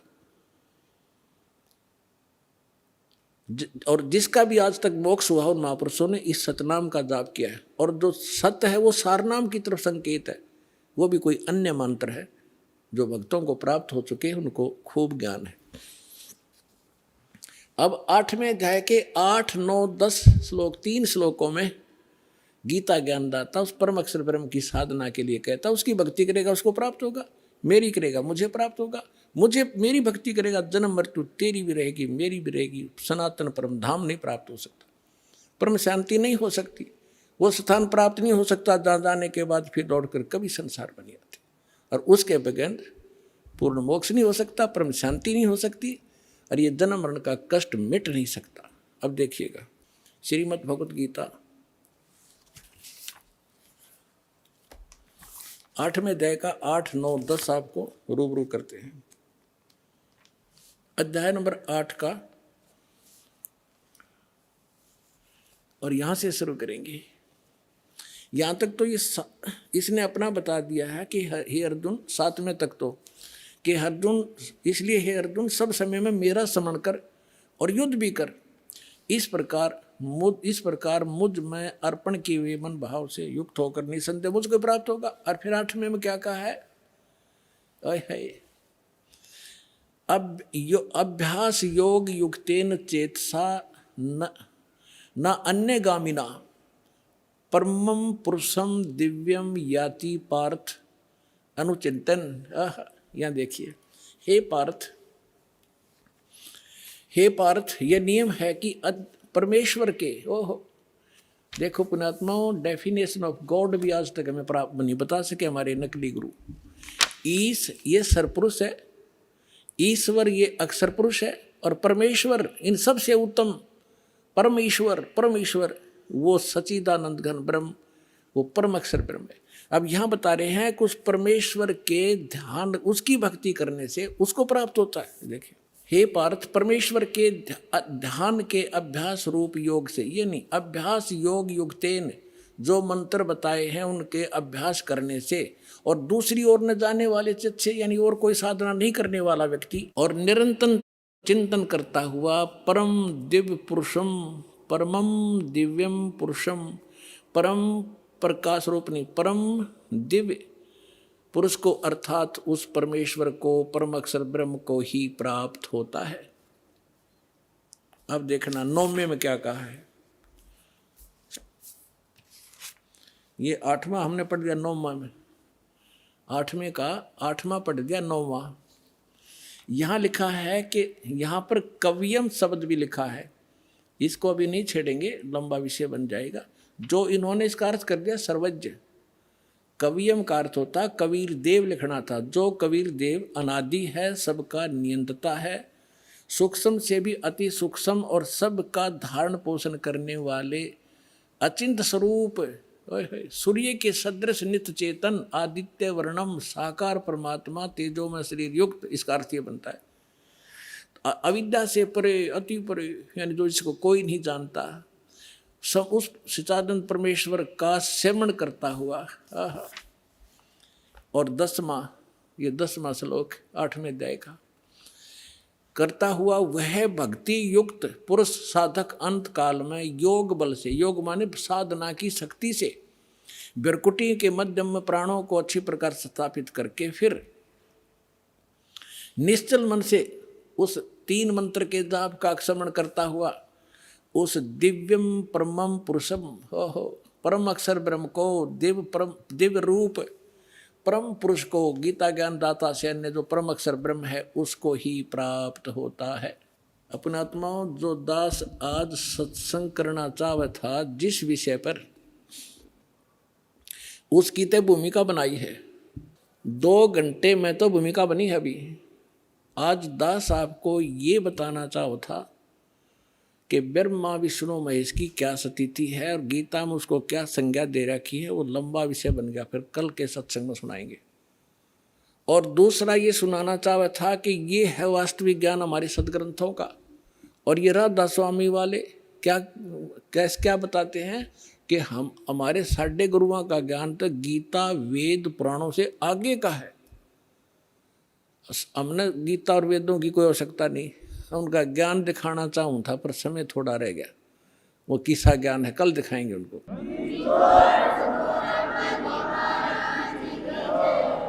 आइए अब हम उन श्रद्धालुओं के अनुभव जानते हैं जो जगत गुरु तत्वदर्शी संत रामपाल जी महाराज जी से दीक्षा प्राप्त कर चुके हैं तथा उनके द्वारा बताए गए भक्ति मार्ग पर चल रहे हैं। नमस्कार जी। सत साहिब जी। क्या नाम है जी आपका? पिंकी चौधरी। कहाँ से आए हैं आप? यूपी अमरोहा से। संत रामपाल जी महाराज से नाम दीक्षा आपने कब ली? 10 जनवरी 2014 को। संत रामपाल जी महाराज से नाम दीक्षा लेने से पहले आप क्या भक्ति साधना करते थे? मैं संत रामपाल जी महाराज से नाम दीक्षा लेने से पहले शंकर भगवान जी की भक्ति करती थी और बचपन से ही करती थी, जैसे उनके व्रत रखना। लेकिन परमात्मा की जो बंदी छोड़ सतगुरु रामपाल जी महाराज है, उनकी दया इतनी हुई कि मैं किसी और अन्य देवी देवताओं को नहीं मानती थी सिवाय शंकर भगवान जी की। मैं उनके ही व्रत रखती थी और किसी गुरु के चक्कर में नहीं पड़ी थी। मुझे कोई मोक्ष के बारे में या किसी गुरु के बारे में कोई जानकारी नहीं थी। शंकर भगवान जी की भक्ति करते करते आपको क्या क्या लाभ हुए? लाभ पहले तो कुछ नहीं पता था कि इनसे ये लाभ भी दे सकते हैं या नहीं दे सकते, लेकिन मुझे कोई लाभ नहीं हुआ है। जो मेरी मम्मी पापा थे, मेरे पापा जी बहुत ड्रिंक करते थे, मम्मी इतनी बीमार रहती थी, बहुत ज़्यादा बीमार रहती थी, लेकिन उनसे कोई लाभ नहीं हुए। मैं यही सोचती थी, हे शंकर भगवान जी मेरे पापा की ड्रिंक छुटवा दो, हमारी आर्थिक स्थिति सही हो जाएगी, लेकिन कोई लाभ नहीं हुआ मुझे। संत रामपाल जी महाराज के बारे में जानकारी आपको कहाँ से मिली? मेरे मामा जी हैं जो देवपाल भगत जी हैं देहराचक से, वो संत रामपाल जी महाराज जी से नाम दीक्षा लेकर गए हुए थे। उन्होंने मुझसे कहा था, क्योंकि मैं अपने मामा जी के घर पे गई हुई थी, गर्मी की छुट्टी थी, वो सत्संग सुनते थे बंदी छोड़ सतगुरु रामपाल जी महाराज जी का। तो जब वो सत्संग सुनते थे, हम सीरियल देखते थे, हम बोलते थे कि भैया आप क्या देखते हो, ये हमें अपने सीरियल देखने दो, ये तो रोज़ ऐसे ही दिखाते हैं, एक ही पुस्तक को खोल के बार बार दिखाते हैं, पता नहीं आप क्या देखते हो। तो वो कहते थे पागल तेरी समझ में नहीं आएगा, जब जिस दिन तू नाम लेगी ना तुझे ज्ञान होगा तब देखना, तू भी रोए करेगी। तो मैंने बोला नहीं नहीं ऐसी कोई बात नहीं है। तो फिर अगले दिन उसने कहा एक काम करते हैं कि हम जो बुआ जी को लेकर चलते हैं, क्योंकि मम्मी बहुत बीमार रहती थी और बुआ जी ठीक हो जाएंगी। मैं बोला भैया एक काम करो, तुसी जो है ना मम्मी नू लेके नहीं जाओ, पापा जी नू लेके जाओ, क्योंकि पापा जी हमारे ड्रिंक करते थे और अगर पापा जी शराब पीनी छोड़ देंगे ना तो हमारा सारी फैमिली अच्छी हो जाएगी। तो बोला ठीक है मैं कोशिश करता हूँ। मेरे मामा जी का लड़का मेरे पापा को सतलोक आश्रम बरवाला लेकर गए। मेरे पापा जी ने संत रामपाल जी महाराज जी से नाम दीक्षा ली और नाम दीक्षा लेने के बाद वो घर पर आए। उन्होंने हमसे बताया, मुझसे, मम्मी से, मेरी छोटी सिस्टर थी, भैया थे, सबसे बताया। तो जब मुझसे कहा, पापा आके तारीफ़ कर रहे थे सतलोक आश्रम बरवाला की कि वहाँ पे फ्री खाना मिलता है, वहाँ का रहन सहन ऐसा है, सभी भगत इतने प्यार से बात करते हैं और मतलब देसी घी के बता रहे थे कि सब सामान ऐसे बनता है। तो मैंने कहा पापा से कि पापा जी आप तो बस ऐसे ही करते हो, कोई पागल नहीं है कि इतना आपको इतना सब कुछ देगा। बोले नहीं बेटा एक बार चल के देखना। मैं बोला चलो ठीक है मैं घूमने चलती हूँ। पापा जी मुझे ले गए घुमाने के लिए। मैं घूमने गई थी, ना कि नाम दीक्षा लेने गई थी वहाँ पे।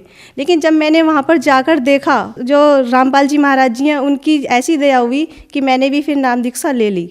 संत रामपाल जी महाराज से नाम दीक्षा लेने के बाद अनेक से भक्तों को लाभ होते हैं, तो क्या आपको भी कोई लाभ हुए? जी हाँ, संत रामपाल जी महाराज जी से नाम दीक्षा लेने के बाद मुझे सबसे पहला लाभ, जो मानव जीवन का मूल कार्य होता है, यानी कि जिसे मोक्ष कहते हैं, 84 लाख योनियों से जो पीछा छूटता है, मुझे मोक्ष मिलने की सही विधि, सही भक्ति विधि मुझे प्राप्त हुई।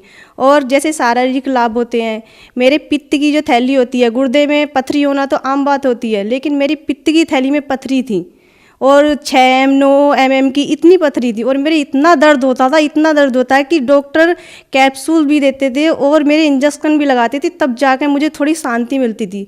लेकिन मुझे कोई लाभ नहीं हो रहा था। सबने ये बोल दिया था कि ऑपरेशन होगा इसका, तभी इसके पित्त की थैली पथरी की निकलेंगी।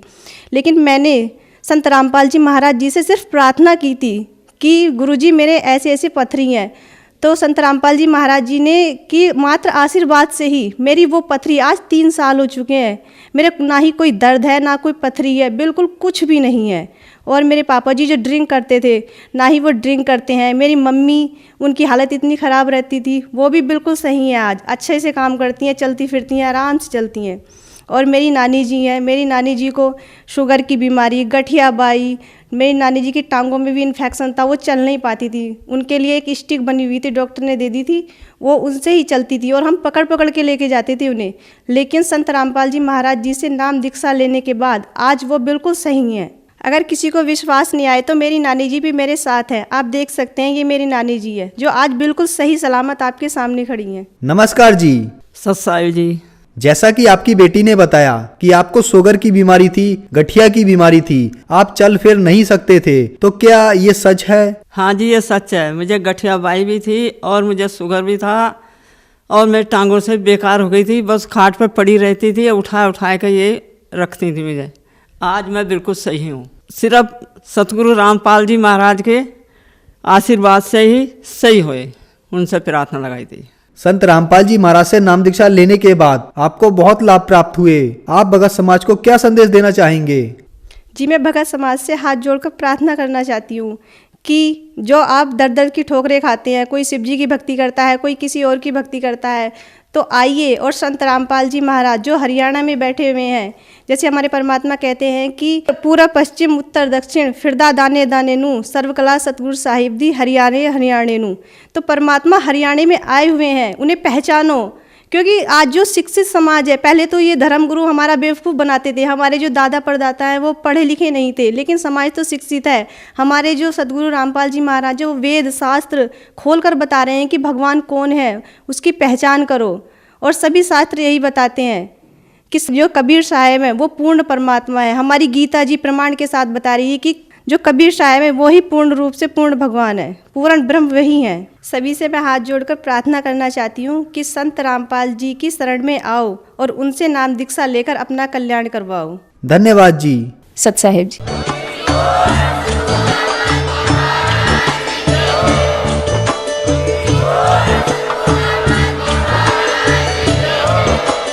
आप सुन रहे थे जगत गुरु तत्वदर्शी संत रामपाल जी महाराज जी के मंगल प्रवचन। अधिक जानकारी के लिए विजिट कीजिए हमारी वेबसाइट www.jagatgururampalji.org। संत रामपाल जी महाराज जी के शुभ आशीर्वाद से पूरे विश्व भर में 500 से भी ज्यादा नाम दीक्षा केंद्र हैं, जिन पर संत रामपाल जी महाराज जी द्वारा ऑनलाइन निशुल्क नाम दीक्षा दी जा रही है। अपने नजदीकी नाम दीक्षा केंद्र का पता करने के लिए संपर्क करें 8222880541।